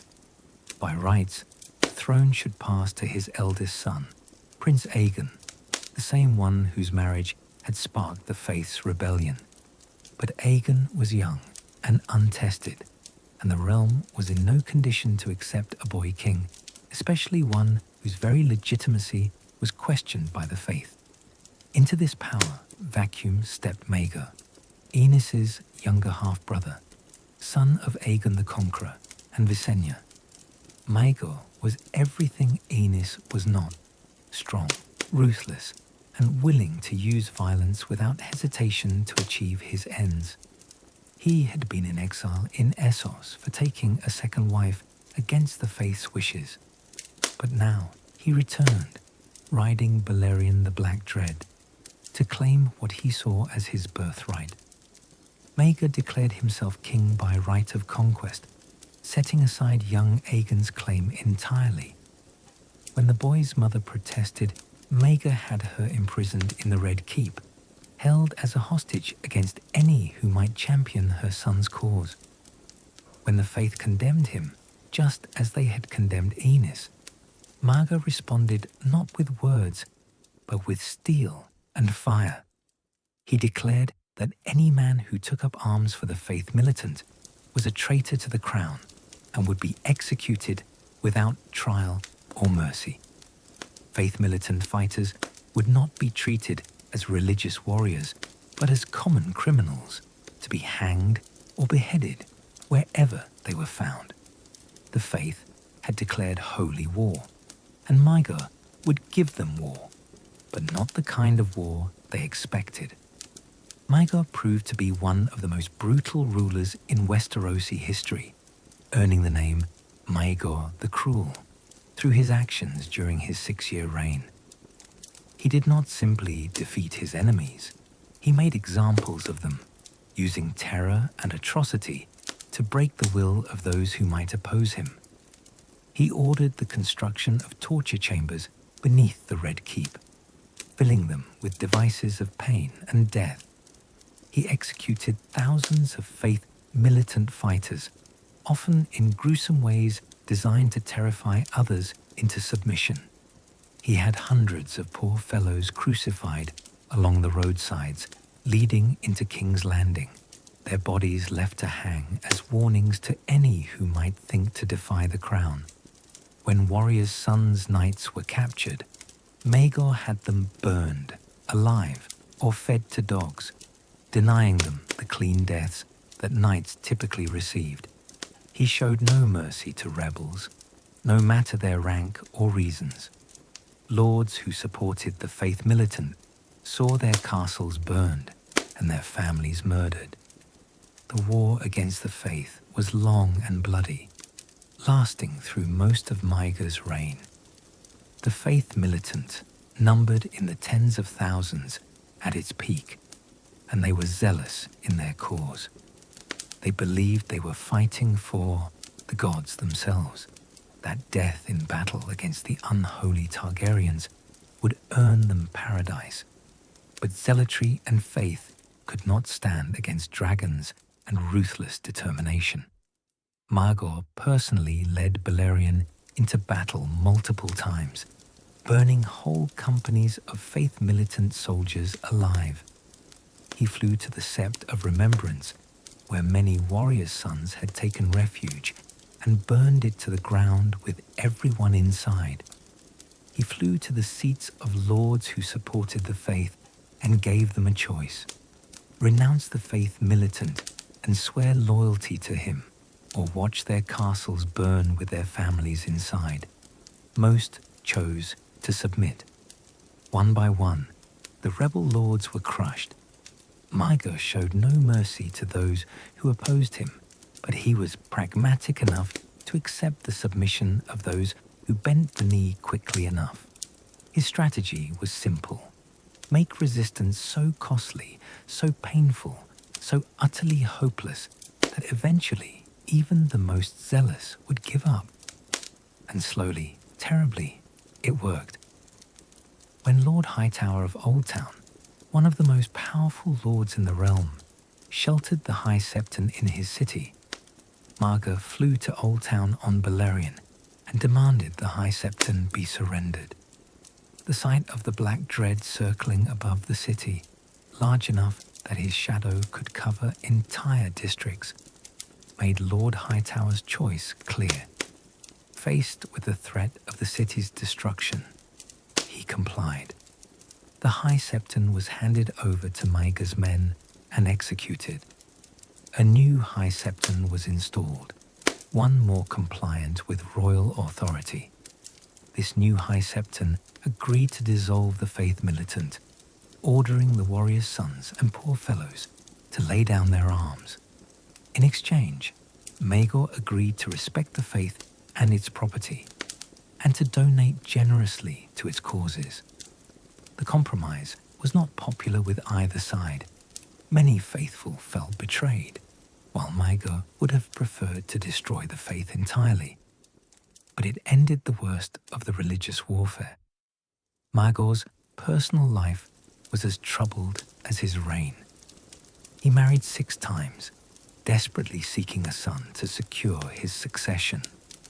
His first wife, Cerys Hightower, gave him no children during their many years of marriage. His second wife, Alice Haraway, bore him stillborn children and malformed infants that died within hours of birth. His subsequent wives fared no better, producing either no children or children so deformed that they could not survive. It seemed the gods themselves had cursed Maegor, denying him the heir he so desperately wanted. This may have been due to genetic problems from inbreeding, or possibly the result of some injury Maegor suffered in battle that left him unable to father healthy children, or perhaps even dark magic. Rumors spoke of curses laid upon him by the wives of men he had killed. Whatever the cause, Maegor's inability to produce an heir became an obsession that drove him to increasingly desperate acts. When Alice Haraway gave birth to a malformed child that died within the day, Maegor had her and all her female relatives executed, claiming they had used dark magic to curse his children. He then married Alice's sister to another man and had that man murdered on the wedding night, taking the widow for himself in a grotesque attempt to produce an heir. When this wife also failed to give him healthy children, he married again and again, collecting wives and discarding them when they failed his impossible test. The king grew increasingly paranoid and cruel as his reign progressed. He began to suspect everyone of plotting against him, seeing conspiracies and treachery everywhere. When his nephew Aegon, the boy he had set aside from the succession, began gathering support to reclaim his birthright, Maegor had him hunted down.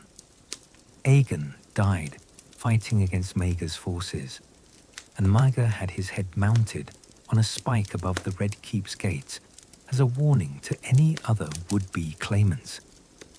Maegor ordered the construction of a massive new keep within the Red Keep, the Maegor's Holdfast, designed to be his private fortress within a fortress. It had secret passages and hidden chambers, thick walls and small windows, every feature designed to protect against assassins and traitors.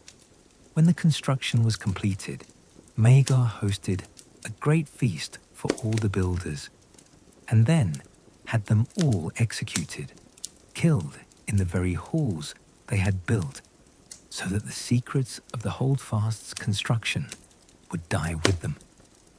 This act horrified even Maegor's supporters. Killing the builders who had worked for years on the project, who had committed no crime except serving their king, was seen as monstrously ungrateful and cruel even by the standards of the day. Lords and knights who had supported Maegor began to question their loyalty. If the king would murder innocent builders out of paranoia, who else might he kill? Who could feel safe in such a regime? Desertion from Maegor's cause began in secret, with lords quietly withdrawing their support and knights slipping away to join other causes. Another of Aegon Thorne's grandsons, Jaehaerys, became the focus of opposition to Maegor. Jaehaerys was young, but had survived Maegor's purges by keeping quiet and avoiding attention. Now, as Maegor's cruelty drove away his supporters, Jaehaerys began to gather an army. The end came suddenly and mysteriously. 6 years into his reign, Maegor was found dead on the Iron Throne, his wrists slashed open on the blade-covered seat, blood pooled beneath the throne. Whether he took his own life, finally broken by his inability to produce an heir and his increasing isolation, or was murdered by one of his wives or some other enemy, or died from some other cause, remains unknown to this day. Many saw Maegor's death as divine judgment, punishment for his many crimes against both gods and men. Others noted the suspicious timing and believed murder was the most likely explanation, though if so, the killers were never found. Perhaps some mysteries are best left unsolved. What mattered was that Maegor the Cruel was dead, and his terrible reign was over. With Maegor dead and leaving no heirs, the throne passed to Jaehaerys, the youngest son of Aenys, who had survived by avoiding Maegor's attention. Jaehaerys was only 14 years old when he became king, but he would prove to be one of the greatest rulers in Targaryen history, so successful that he earned the name the Conciliator and later the Old King for his long and prosperous reign. Jaehaerys' first task as king was to heal the wounds left by his predecessors. The realm had suffered through Aenys' weakness and Maegor's cruelty, through religious war and political chaos. The common people were exhausted by conflict, and the lords were wary of supporting another king who might prove disastrous. Jaehaerys needed to show that he was different, that his reign would bring peace and prosperity rather than more suffering. His first major act was to make peace with the faith once and for all. The war against the faith militant had drained the realm of men and resources, turning the most powerful religious institution in Westeros into an enemy of the crown. Jaehaerys was wise enough to know that he could not continue his uncle's policies of brutal suppression. The faith had too many followers, too much influence, too much popular support. Instead of fighting, he would negotiate. Jaehaerys met with the new High Septon in a historic meeting that would shape the relationship between crown and faith for generations. The young king was respectful but firm, understanding but not weak. He acknowledged the faith's concerns about Targaryen marriage practices, but also made clear that the dynasty would not abandon its customs entirely. A compromise was needed, one that both sides could accept. The agreement they reached was pragmatic and brilliant. The faith would formally recognize the Targaryen right to follow Valyrian marriage customs, accepting that what was sin for ordinary people might not be sin for the dragon-blooded royal family. The faith militant would be permanently disbanded, its members returning to peaceful lives. In exchange, Jaehaerys would make generous donations to the faith, exempt its property from taxation, and respect its authority in spiritual matters. Furthermore, Jaehaerys agreed to uphold the faith's laws for all his subjects who were not of Targaryen blood. The compromise essentially created a special exemption for House Targaryen, while maintaining the faith's moral authority over everyone else. It was not a perfect solution. Some in the faith felt betrayed, believing that sin was sin regardless of bloodline. But it worked. The High Septon accepted the terms, and the religious warfare that had plagued the early Targaryen dynasty came to an end. Jaehaerys married his sister Alysanne in a ceremony that the faith grudgingly accepted under the terms of their new agreement. The marriage was by all accounts a happy one, remarkably so for a political union between royals. Alysanne became more than Jaehaerys' wife. She was his closest advisor, his confidant, and his partner in governance.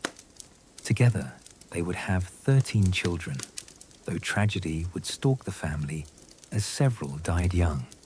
A common sorrow in those times when disease and accident claimed children with heartbreaking frequency. Under Jaehaerys' rule, Westeros prospered as never before. The king was an able administrator who took a personal interest in improving his realm. He understood that good governance required more than just sitting on a throne and collecting taxes. It required active engagement with the problems facing the kingdom, creative solutions to long-standing issues, and the willingness to invest in infrastructure and institutions that would benefit future generations. One of Jaehaerys' greatest achievements was the commissioning of new roads throughout the realm. The greatest of these was the King's Road, a massive undertaking that ran the entire length of the continent, from the Wall in the far north to Storm's End in the south. The road was wide enough for 2 wagons to pass side by side, paved with stone in many sections, with drainage ditches to prevent flooding, and bridges over rivers and streams. The King's Road transformed trade and communication in Westeros. What had once taken weeks or months could now be accomplished in days. Merchants could transport goods more easily, armies could march more quickly, and news could travel faster. The road connected the realm in a physical sense, making King's Landing more accessible to people from all regions and making the King's Justice more readily available to distant subjects. Jaehaerys also reformed the laws of the realm, creating a more unified legal code. Before his reign, each region had its own laws and customs, sometimes contradictory or confusing when disputes crossed regional boundaries. Jaehaerys worked with legal scholars and maesters to create the King's Law, a comprehensive code that applied throughout the 7 kingdoms while still respecting local customs where appropriate. The King's Law covered everything from property rights and inheritance to criminal justice and trade regulations. It established clearer procedures for trials, set standards for evidence and testimony, and defined punishments for various crimes. While local lords still had significant authority in their domains, the King's Law provided a framework that helped ensure basic justice throughout the realm. Jaehaerys established the principle of the King's Peace, making clear that disputes between lords should be settled in court rather than through private warfare. Lords who took up arms against each other without royal permission would face severe punishment. This did not end all violence. There were still crimes, feuds, and occasional small rebellions, but it dramatically reduced the large-scale warfare that had characterized pre-conquest Westeros. The king was personally brave and willing to lead from the front when necessary.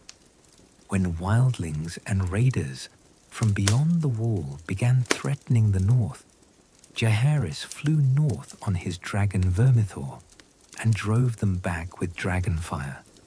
The sight of a king personally defending his northern subjects earned him tremendous loyalty from House Stark and the northern lords. When pirates plagued the Stepstones, islands between Westeros and Essos, he dispatched fleets to clear them out, making the seas safer for trade. Jaehaerys and Alysanne's travels throughout the realm became legendary. They did not rule from King's Landing alone, but spent months at a time visiting different regions, holding court in castles great and small, hearing petitions from lords and commoners alike. These royal progresses served multiple purposes. They allowed the king and queen to see conditions throughout the realm firsthand. They made the monarchy visible and accessible to people who might otherwise never see their rulers, and they helped integrate the diverse regions into a unified kingdom. Alysanne took a particular interest in improving the lives of women and children, causes often neglected by male rulers focused on warfare and politics. She convinced Jaehaerys to outlaw the lord's right to the first night, a barbaric custom where lords could bed any peasant woman on her wedding night. This practice had been a source of resentment and suffering for generations, and its abolition was greeted with joy by the common people, especially women who had lived in fear of it. Alysanne also advocated for the rights of widows and orphans, convincing Jaehaerys to pass laws protecting their property and providing for their care. She established the first institutions specifically designed to care for orphan children, rather than leaving them to survive on the streets or through the charity of strangers. Her efforts earned her the love of the common people, who called her Good Queen Alysanne and told stories of her kindness for generations after her death. The royal couple's dragons became familiar sights throughout the realm during their travels. Jaehaerys rode Vermithor, a magnificent bronze dragon that grew to be one of the largest dragons of the age. Alysanne rode Silverwing, a beautiful silver dragon known for her gentle temperament, at least by dragon standards. The sight of two dragons flying overhead became associated with royal justice and beneficent governance, rather than conquest and destruction. Jaehaerys also convened the Great Council of 101 AC, a gathering of lords to decide matters of succession and establish principles for choosing future kings. This was a revolutionary idea, allowing the nobility to have a voice in succession, rather than simply following hereditary principles or allowing succession to be decided by force. The Great Council set important precedents, establishing that the assembled lords of the realm had some say in who would rule them. The council was called because Jaehaerys' heir had died, and there was a dispute about who should inherit the throne. Two candidates had strong claims: Viserys, Jaehaerys' eldest grandson through his second son, and Rhaenys, his eldest grandchild through his eldest son. Rhaenys had been born first, but Viserys was male. Should the throne pass to the eldest regardless of gender, or should male heirs take precedence? The Great Council debated this question at length, hearing arguments from scholars, septons, and lords. In the end, they chose Viserys, establishing the principle that male heirs should take precedence over female heirs in Targaryen succession. This decision would have enormous consequences a generation later, when it would be cited both to support and to challenge a female heir's claim to the throne. But such future troubles were far from anyone's mind during the peak of Jaehaerys' reign. Under his rule, the small folk thrived, and the noble houses grew rich from trade and agriculture. The population increased as peace allowed families to grow without the constant loss of men to warfare. Cities expanded, new towns were founded, and the wilderness was slowly pushed back as more land was brought under cultivation. Jaehaerys ruled for 55 years, an extraordinarily long reign that spanned more than half a century. He saw his children grow, marry, and have children of their own. He saw his grandchildren born, and some of them grow to adulthood. He witnessed the transformation of Westeros from a recently conquered realm, still adapting to unified rule, into a prosperous and relatively peaceful kingdom that accepted Targaryen authority as normal and natural. But even Jaehaerys' long and successful reign could not escape tragedy. Several of his children died before him, including his eldest sons Aemon and Balon, the heirs he had carefully prepared to succeed him. These deaths broke his heart, and Alysanne's as well. Grief and disagreements over family matters drove a wedge between the king and queen in their later years. Alysanne left King's Landing and spent her final years at Dragonstone, dying there at age 64 without reconciling with her husband. Jaehaerys outlived his beloved wife by several years, but his final years were sad ones. His mind began to fail, and he often could not remember his children or grandchildren. He would sometimes call for Alysanne, forgetting that she had died, or for sons who had been dead for decades. He would wander the Red Keep at night, confused and lost in his own castle. His advisors on the small council effectively ruled in his name during these final years, making decisions and signing documents with the royal seal while the king sat vacant-eyed and confused. When Jaehaerys finally died at age 69, after ruling for 55 years, the realm mourned the passing of its greatest king. He was succeeded by his grandson Viserys, the one chosen by the Great Council years before. Jaehaerys had been king for so long that few remembered a time before his rule. His death marked the end of an era, the conclusion of the golden age of Targaryen rule.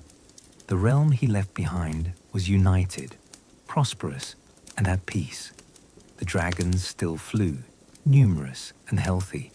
The Targaryen dynasty seemed secure, accepted by all the great houses and beloved by the common people. The wounds of the conquest had healed, and Westeros had become a true kingdom, rather than 7 conquered territories held together by force. But the peace would not last.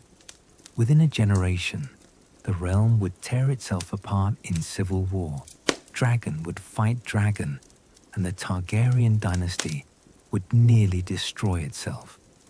The seeds of this catastrophe were already planted in the succession arrangements Jaehaerys had made, in the question of whether women could inherit the throne, in the ambitions and resentments that lurked beneath the surface of the peaceful realm. The dance of the dragons was coming, though no one yet knew it. King Viserys, I inherited a peaceful and prosperous realm from his grandfather Jaehaerys. He was a good-natured man, plump and jovial, who loved feasts and tournaments more than warfare or intensive governance. He was not a bad king, but neither was he a great one. He was content to let things continue as they had under Jaehaerys, maintaining rather than innovating, presiding rather than leading. Under his rule, the realm remained at peace, but the seeds of catastrophic conflict were being planted. Viserys married his cousin Aemma Arryn, a union arranged to strengthen ties with the Vale. Aemma was a dutiful wife who bore Viserys one surviving child, a daughter named Rhaenyra. Rhaenyra was strong-willed and proud, very aware of her position as the king's only child. She loved riding her dragon Syrax, a golden beauty that had bonded with her when she was young, and she enjoyed the privileges and attention that came with being the king's daughter. Tragedy struck when Aemma went into labor with what Viserys hoped would be a son. The birth was difficult, and the Maesters told Viserys that both mother and child would die unless drastic action was taken. They proposed cutting the child from Aemma's womb, a procedure that might save the baby, but would certainly kill the mother. Viserys, desperate for a son, gave his permission without consulting Aemma, who was in too much pain to understand what was happening. The procedure was performed, and a son was extracted from Aemma's dying body. But the infant boy lived only a few hours before he too died, leaving Viserys without wife or son, guilty over the choice he had made, heartbroken by the double loss.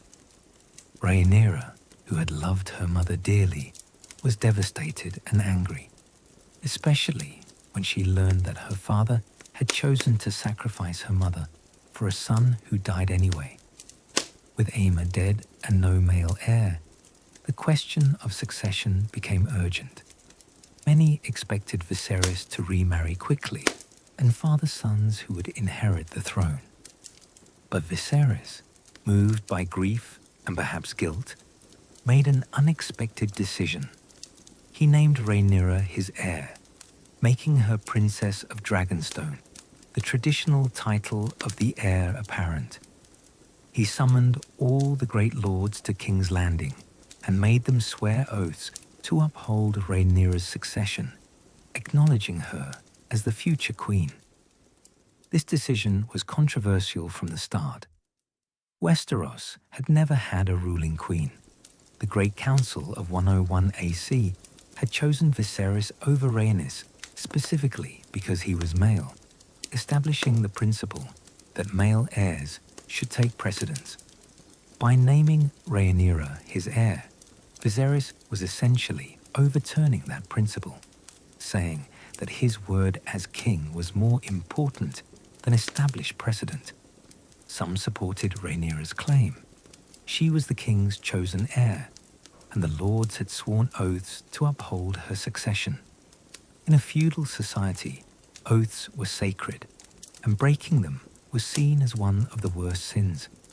Moreover, Rhaenyra was competent and strong-willed, potentially a capable ruler if given the chance.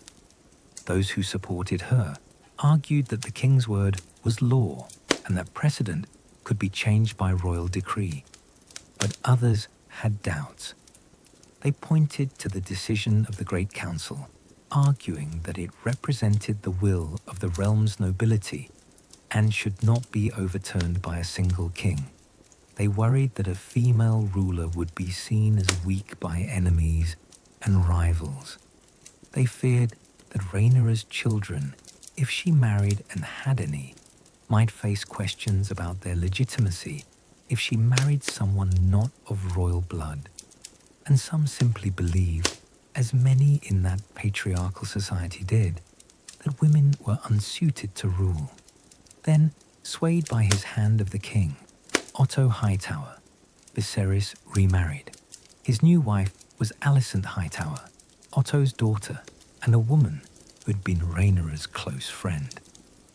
Alicent was much younger than Viserys, close in age to Rhaenyra herself, and the marriage created immediate tensions. Rhaenyra felt betrayed.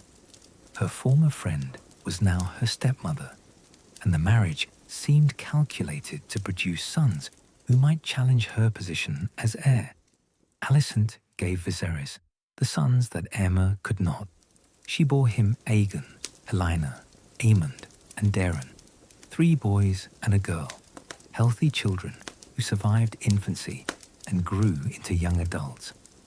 With multiple male heirs now available, many expected Viserys to change the succession, naming one of his sons as heir instead of Rhaenyra.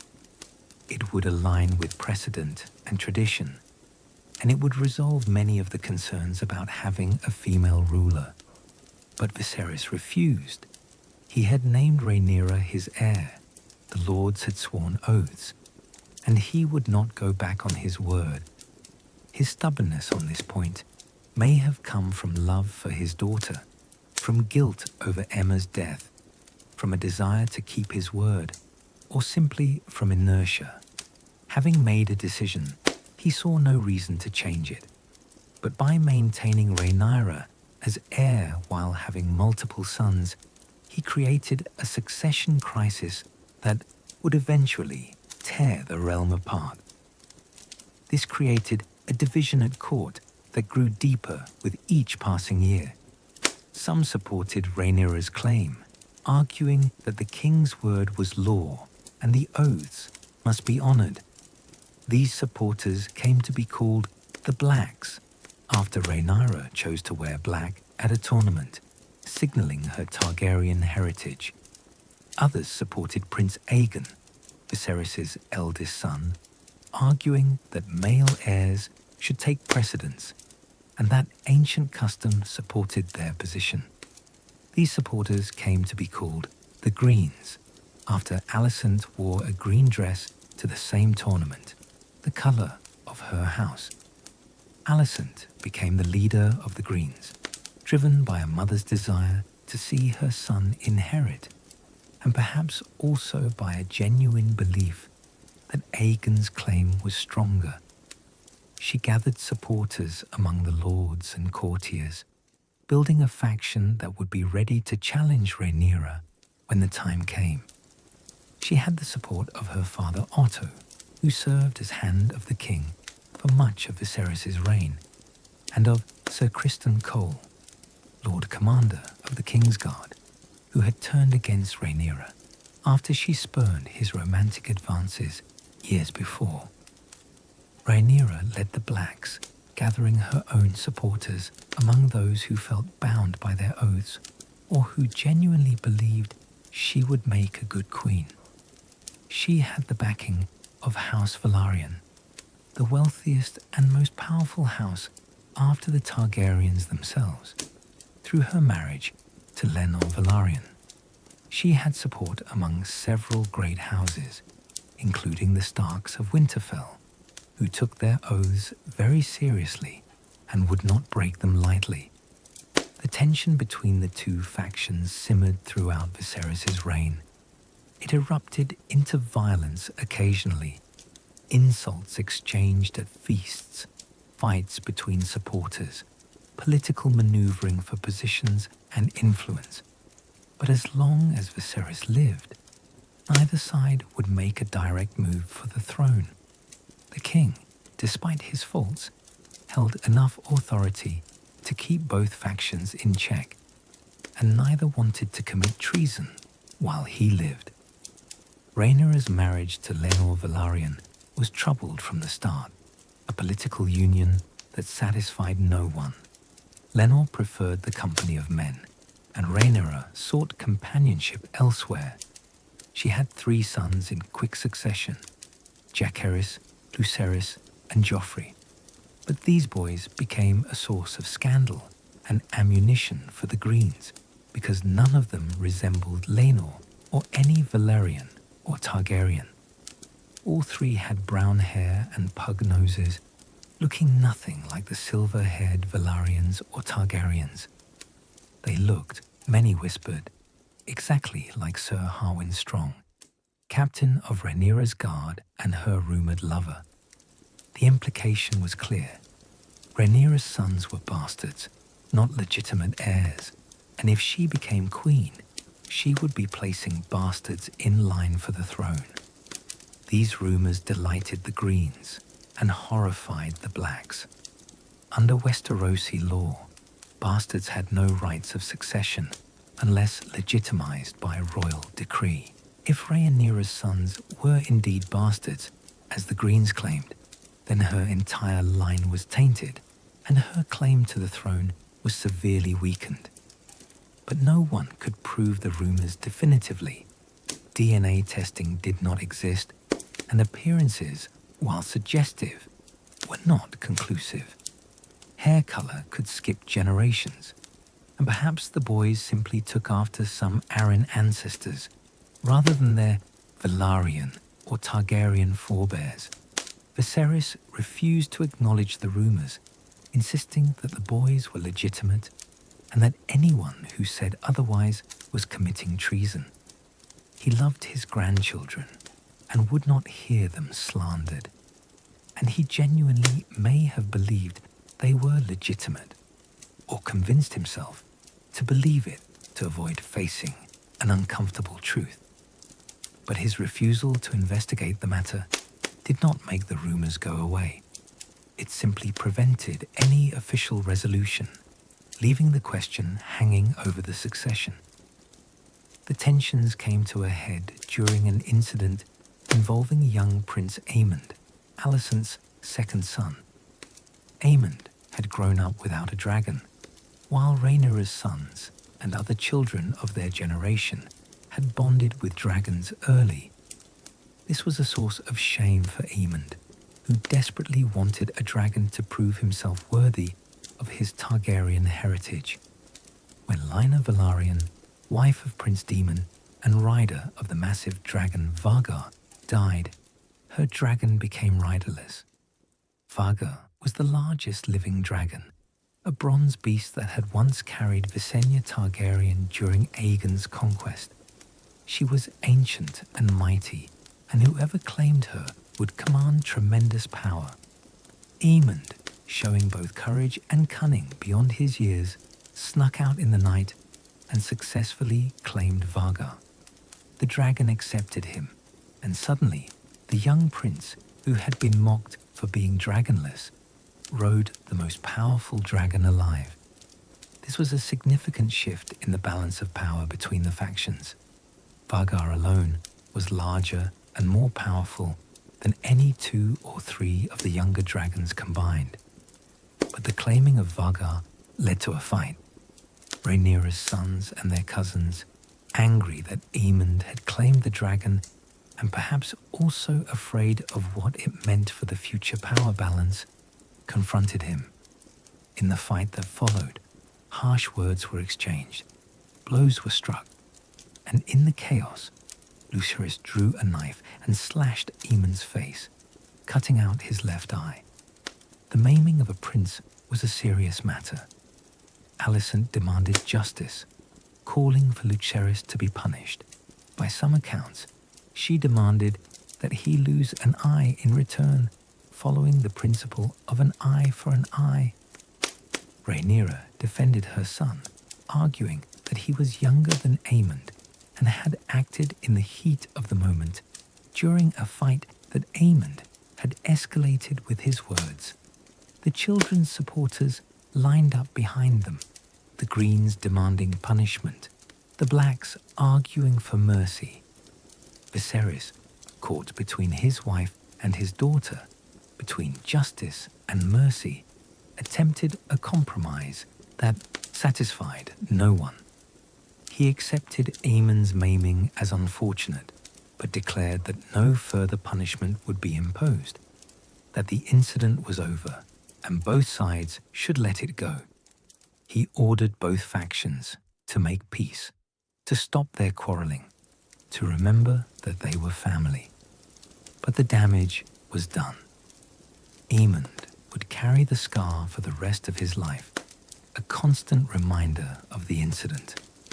He wore an eye patch over the ruined socket, and behind it, he nursed a hatred for Lucerys that would eventually have terrible consequences. Alicent felt that her son had been denied justice, that Viserys had chosen Rhaenyra's children over his own sons. The rift between the two factions deepened, and reconciliation became impossible. Rhaenyra eventually left King's Landing with her family, establishing her household on Dragonstone, the ancient Targaryen fortress. This physical separation mirrored and reinforced the political division. The Blacks gathered at Dragonstone, while the Greens remained in King's Landing, surrounding the increasingly ill King Viserys. The realm held its breath, waiting for the king to die, knowing that his death would likely trigger a succession crisis and possibly a civil war. Viserys' health deteriorated gradually over years. He was afflicted with a disease that slowly rotted his flesh, possibly leprosy or some similar condition. His face became scarred and disfigured. He lost fingers to the rot. He was in constant pain, requiring ever-increasing doses of milk of the poppy, a powerful pain-killing drug that dulled his mind and made him sleepy and confused. He spent more and more time in bed, less and less time attending to the business of governance. As the king weakened, both sides prepared for what would come after his death. Rhaenyra gathered support among lords who favoured her claim, or who had sworn oaths to support her.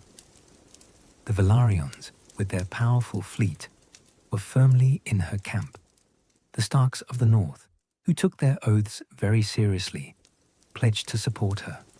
House Arryn of the Vale, connected to Rhaenyra through her mother, also declared for her. The Greens cultivated their own network of allies, including Otto Hightower, who had returned as Hand of the King after a period out of favour. They had the support of several powerful houses, including the Hightowers themselves, one of the oldest and richest houses in the realm. They controlled King's Landing and, through it, access to the Iron Throne and the mechanisms of government.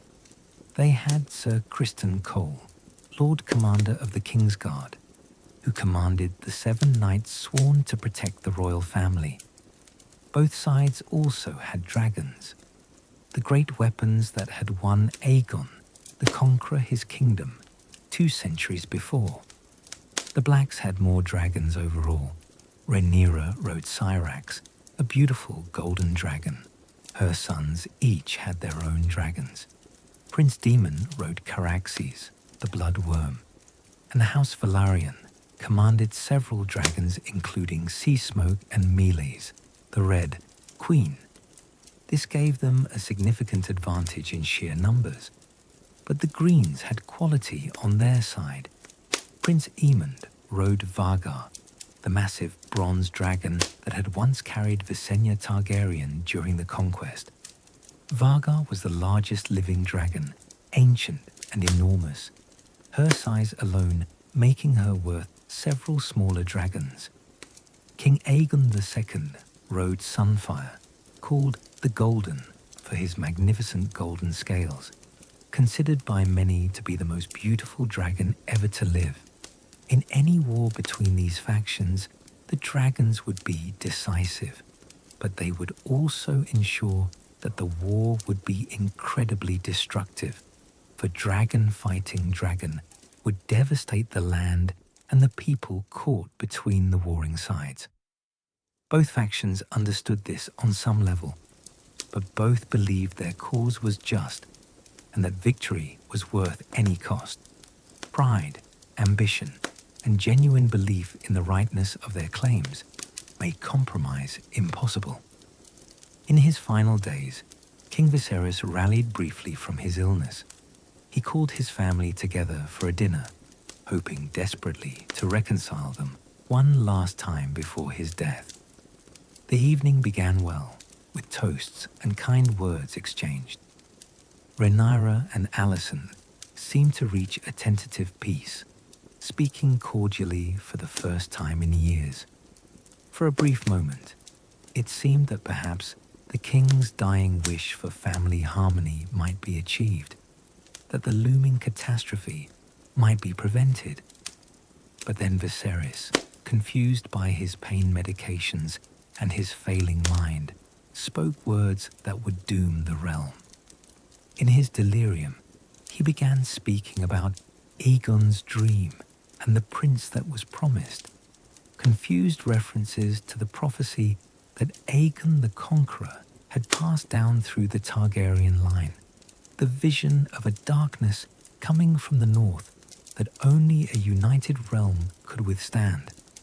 But Alicent, sitting at his bedside and hearing her son's name, Aegon, interpreted the king's ramblings as naming her son Aegon as his heir, overturning his previous decision to name Rhaenyra.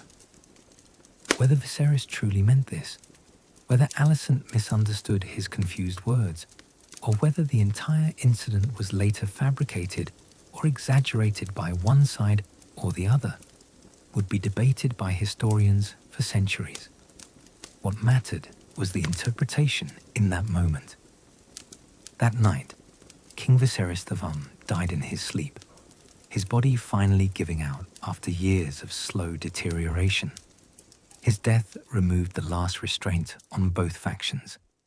The question of succession could no longer be postponed or avoided. The realm would have its answer one way or another, and it would be written in fire and blood. The Greens moved with remarkable speed and coordination, suggesting they had planned extensively for this moment. Otto Hightower and the members of the small council who supported the Green cause immediately took control of King's Landing.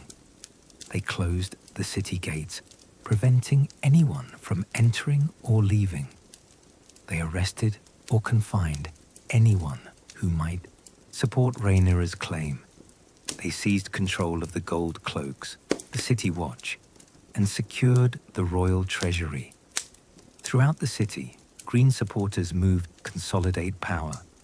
Lords who had sworn oaths to Rhaenyra were hunted down and given a choice: swear new oaths to Aegon or face imprisonment and possible execution. Many bent the knee. Their previous oaths now counted as nothing, their honor compromised by threats and coercion. Those who refused were locked in the black cells beneath the Red Keep. In the royal apartments, they woke Prince Aegon and told him his father was dead and he was now king. By all accounts, Aegon was reluctant at first. He had never particularly wanted the throne and knew that claiming it meant war with his half-sister, Rhaenyra. He had spent his life in relative comfort and obscurity, enjoying tourneys and feasts, keeping a low profile, drinking and wenching, and living a dissolute but peaceful life. But his mother, Alicent, and his grandfather, Otto, convinced him that he had no choice. The realm needed a strong king, they argued, and he was the king's eldest son. Ancient law and customs supported his claim.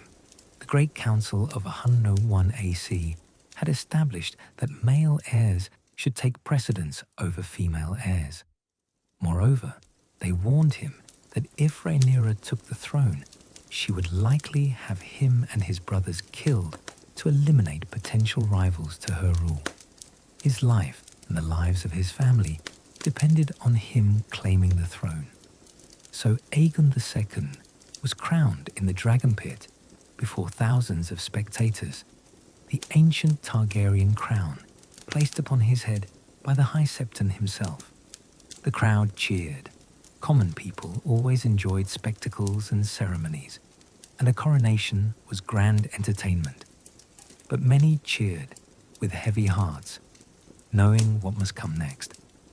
The lords who had sworn sacred oaths to Rhaenyra were now forced to swear new oaths to Aegon, their previous vows treated as void. A new king sat the Iron Throne in King's Landing, but across Blackwater Bay on Dragonstone, half the realm considered him a usurper who had stolen what belonged to the rightful queen. When word of the coronation reached Dragonstone, Rhaenyra was in her chambers, reading a letter near the fireplace. The news arrived without warning. Her father was dead, and her throne had been stolen by her half-brother while she sat unaware on Dragonstone. The shock and rage of learning this terrible news caused Rhaenyra to go into premature labor. She was heavily pregnant at the time, and the emotional trauma triggered early childbirth. The labor was difficult and the outcome tragic. The baby, a daughter, was stillborn, born with terrible deformities that horrified the midwives who attended the birth. The child had scales like a dragon, a twisted body, and other abnormalities that suggested the old Targaryen blood could produce monsters as well as dragon riders.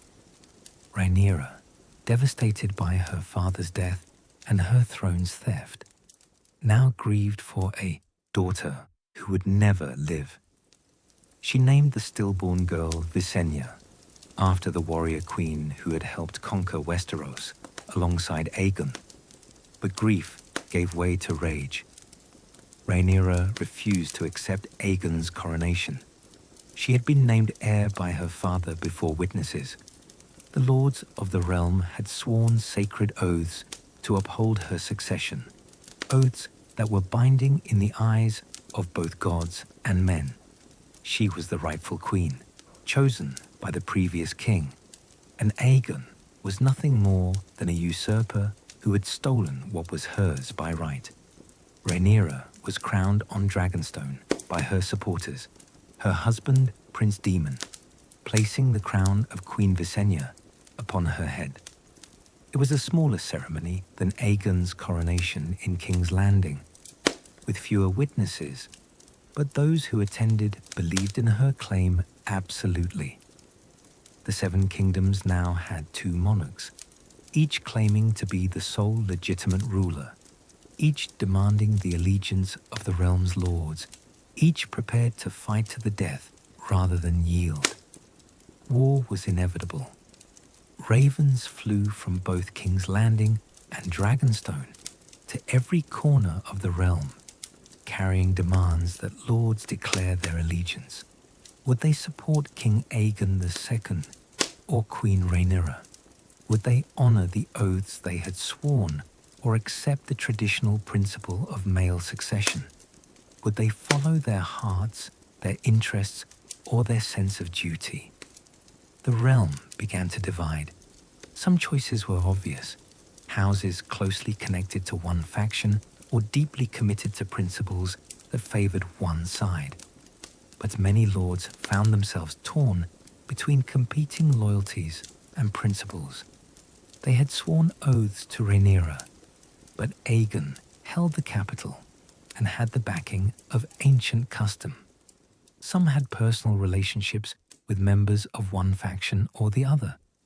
Some calculated which side seemed likely to win and chose accordingly, placing pragmatism over principle. The North, true to their reputation for honor and oath-keeping, declared for Rhaenyra. The Starks of Winterfell had sworn oaths to support her succession, and to the Northern Lords, oaths were sacred and unbreakable. House Arryn in the Vale also declared for Rhaenyra, honoring their oaths and their blood ties through Rhaenyra's mother. Much of the Riverlands supported the Blacks, rallied by House Tully. The Westerlands, ruled by House Lannister, declared for Aegon. The Stormlands were divided, with some lords supporting each side. The Reach was complicated. House Hightower, Alicent's family, and one of the oldest and richest houses in the realm, strongly supported Aegon, but other powerful houses in the Reach had different loyalties. The Iron Islands initially declared for neither side, waiting to see how events developed before committing their strength. The realm split roughly in half, though not evenly. The Blacks had advantages: more dragons, control of the seas through the Valyrian fleet, and the support of the most populous region, the North. But the Greens had their own advantages: control of King's Landing and the Iron Throne, the royal treasury, the backing of the faith, and Vargar, the largest dragon, whose power might equal several smaller dragons. The Dance of the Dragons began not with a great battle, but with murder, an act that set the tone for all the bitterness that would follow. Queen Rhaenyra, seeking to secure the allegiance of the Stormlands, sent her second son, Prince Lucerys, as an envoy to Storm's End. The boy was young, only 14, but he was a prince and Rhaenyra's representative. Under the laws of gods and men, envoys were sacred, protected by guest right and the traditions of civilized warfare. At the same time, Prince Aemon Targaryen arrived at Storm's End on Vhagar, carrying offers from King Aegon to Lord Boros Baratheon. The two princes found themselves in the great hall of Storm's End together, representatives of the two rival claimants, both seeking the same alliance. Lord Boros Baratheon, a proud and somewhat dim-witted man, chose to support King Aegon. This was a significant blow to Rhaenyra's cause, as the Stormlands were a wealthy and powerful region. But Boros at least respected the laws of hospitality. He would not allow violence under his roof, and he sent Prince Lucerys away safely, telling him to leave Storm's End immediately. But as Lucerys fled Storm's End on his dragon Arrax, Prince Aemond pursued him on Vhagar. Aemond had never forgotten the loss of his eye years before, when Lucerys had slashed his face during their childhood fight. The humiliation and pain of that night had festered in Aemond for years, and now he saw an opportunity for revenge. High above Shipbreaker Bay, in the storm clouds that gave the location its name, a terrible chase occurred. Young Arrax, barely more than a hatchling, was no match for ancient Varga.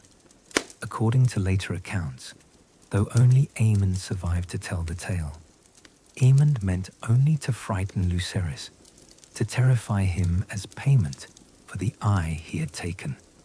But dragons are not fully controllable, especially when excited by the chase. Arrax, panicked by Vhagar's pursuit and the violence of the storm, breathed fire at the larger dragon in self-defense. Vhagar, ancient and fierce, responded with overwhelming force. She attacked Arrax, her massive jaws closing around the smaller dragon and tearing him apart. Dragon and rider both fell into the sea far below. Lucerys screamed as he plummeted to his death, his body smashing into the cold waters of Shipbreaker Bay. He was 14 years old, a boy sent on what should have been a safe diplomatic mission. When news reached Dragonstone, Rhaenyra was consumed with grief and rage. Her sweet Luke, her gentle son, murdered by her half-brother in an act of kinslaying and a violation of every law of gods and men. Aemond had killed an envoy, breaking the sacred laws of hospitality and safe passage. It was murder, and it demanded vengeance. In her grief and anger, Rhaenyra turned to her husband, Daemon Targaryen. Daemon was known throughout the realm for his ruthlessness, his willingness to do whatever was necessary to achieve his goals, his lack of conventional morality. He did not believe in half measures or proportional responses. If the Greens wanted blood, he would give them blood. Daemon arranged for assassins to infiltrate the Red Keep in King's Landing. Working with spies and traitors within the castle, 2 men, one called Blood and one called Cheese, entered the royal apartments in the dead of night. Their mission was revenge, blood for blood, a son for a son. They found Queen Helaena in her chambers with her young children, Prince Jaehaerys, age 6, and Princess Jaehaera, his twin sister. The assassins gave Helaena a terrible choice: choose which of her children would die, or they would kill both. Helaena, desperate and terrified, tried to offer herself instead, but the assassins refused. They had been sent to kill a child of King Aegon, and they would complete their mission. In the end, the assassins murdered Prince Jaehaerys in his bed while his mother and sister watched, unable to prevent it. The child was 6 years old, innocent of any crime, killed in revenge for Lucerys' death. The horror of this act, the murder of a child in his own bed before his mother's eyes by assassins who had infiltrated the castle, shocked even those hardened by years of war. The murder of Prince Jaehaerys turned many against Rhaenyra throughout the realm. The killing of a child, ordered or at least condoned by a woman claiming to be queen, seemed monstrous to many. The Greens used Jaehaerys' death extensively in their propaganda, calling Rhaenyra a kinslayer and child murderer, saying she was unfit to rule and that her claim was stained with innocent blood. Queen Helaena, who had witnessed her son's murder, never recovered from the trauma. She went mad with grief, spending her remaining years in a fog of sorrow and mental illness. Sometimes she did not recognize her surviving daughter or her husband. Sometimes she spoke to people who were not there or screamed about blood and knives in the night. Her mind had broken under the weight of what she had witnessed, and she became a living ghost, present in body, but absent in spirit. The murder of Jaehaerys was called blood for blood, and it escalated the conflict beyond any hope of peaceful resolution. Both sides had now committed atrocities. Both had killed children, violated sacred laws, and demonstrated their willingness to pursue vengeance regardless of the cost. The war would continue until one side was destroyed and mercy had become impossible. Throughout Westeros, armies began to march. Lords called their banners, gathering their vassals and their men. Some marched willingly, believing in the cause they fought for. Others were compelled by their oaths or by threats from their overlords.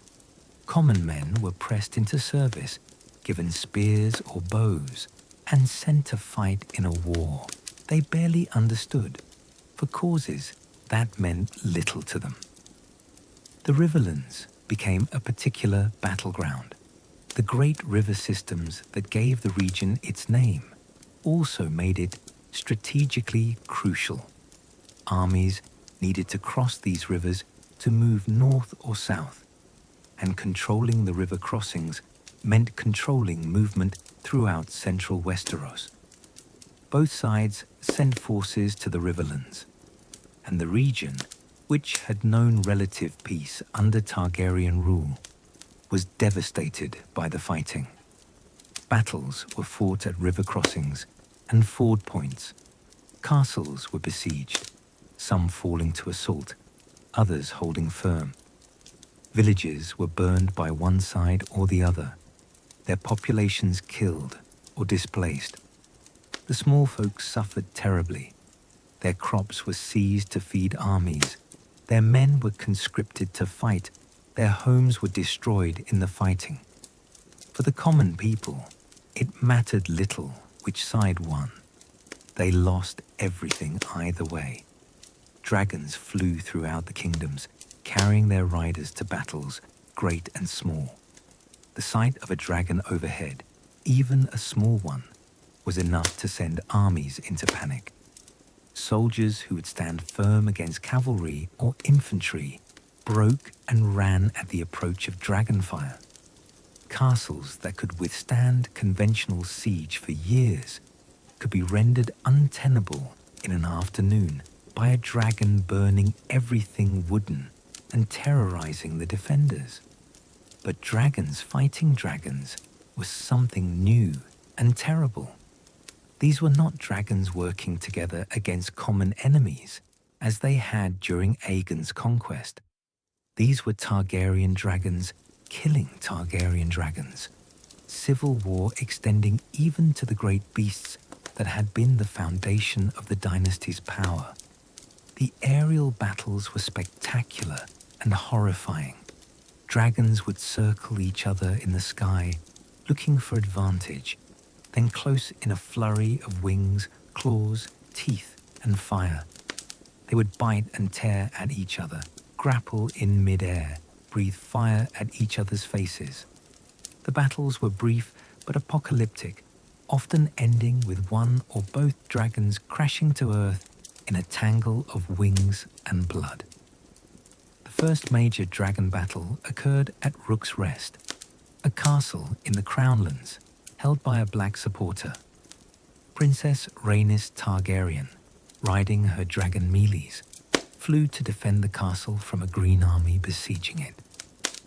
Rhaenys was old and experienced, having lived through decades of court intrigue and having been denied the throne herself by the Great Council of 101 AC. She was determined to support her chosen queen.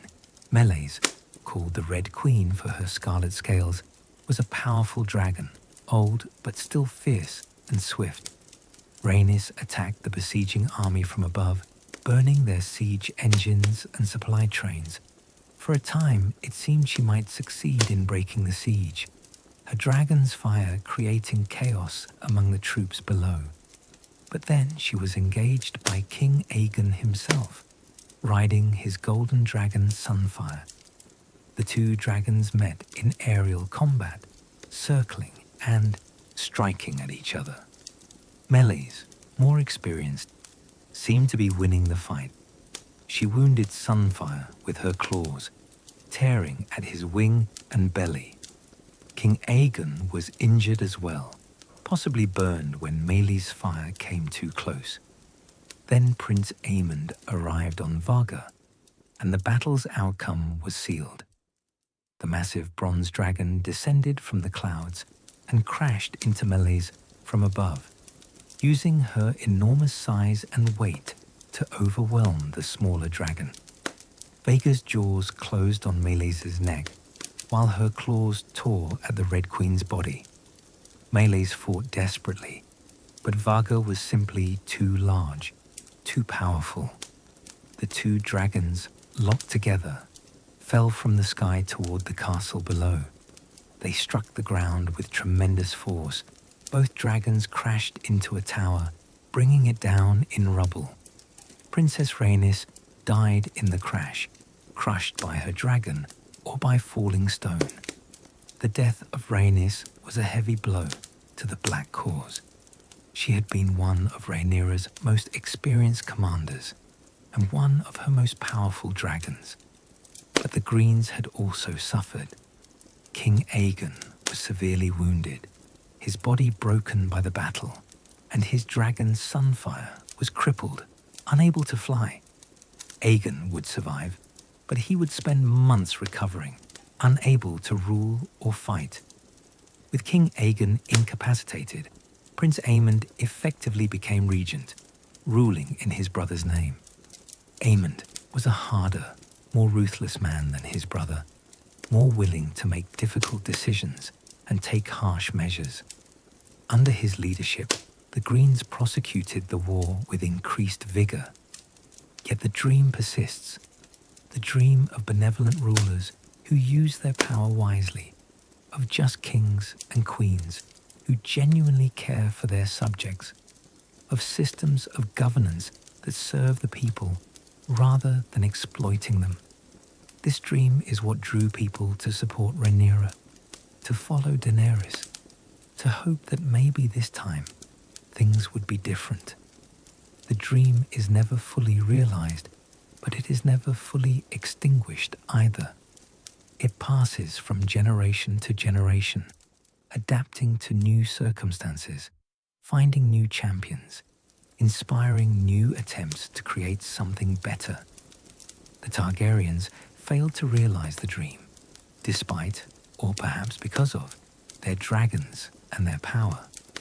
But their failure does not mean the dream was wrong, only that it requires more than power to achieve it. It requires wisdom, humility, empathy, justice, and the understanding that ruling is a responsibility, not a right. It requires systems that can remove bad rulers and elevate good ones. It requires checks on power, ways to hold even kings accountable. It requires remembering that those who rule are human, subject to the same flaws and limitations as everyone else, regardless of their blood or their dragons. As this long tale comes to its end, let yourself settle into the deepest rest. The history of House Targaryen has been told, from the doom of Valyria to the death of the last dragon, from Aegon's conquest to Daenerys's fall. 300 years compressed into hours, a dynasty's rise and fall, narrated to carry you into sleep. Let the weight of all those years, all those lives, all those decisions and consequences settle over you like a warm blanket. Feel the rise and fall of kingdoms, the lighting and extinguishing of dragons, the coronations and deaths of kings and queens. Feel the great wheel of history turning, indifferent to individual ambitions, recording the deeds of the great and the suffering of the small. The Targaryens came from the east with fire and blood, and with fire and blood they departed. They built a kingdom that lasted 3 centuries, a longer reign than most dynasties achieve. They gave the realm some of its best kings and its worst. They created institutions that outlasted them. They left monuments and memories that will persist for generations.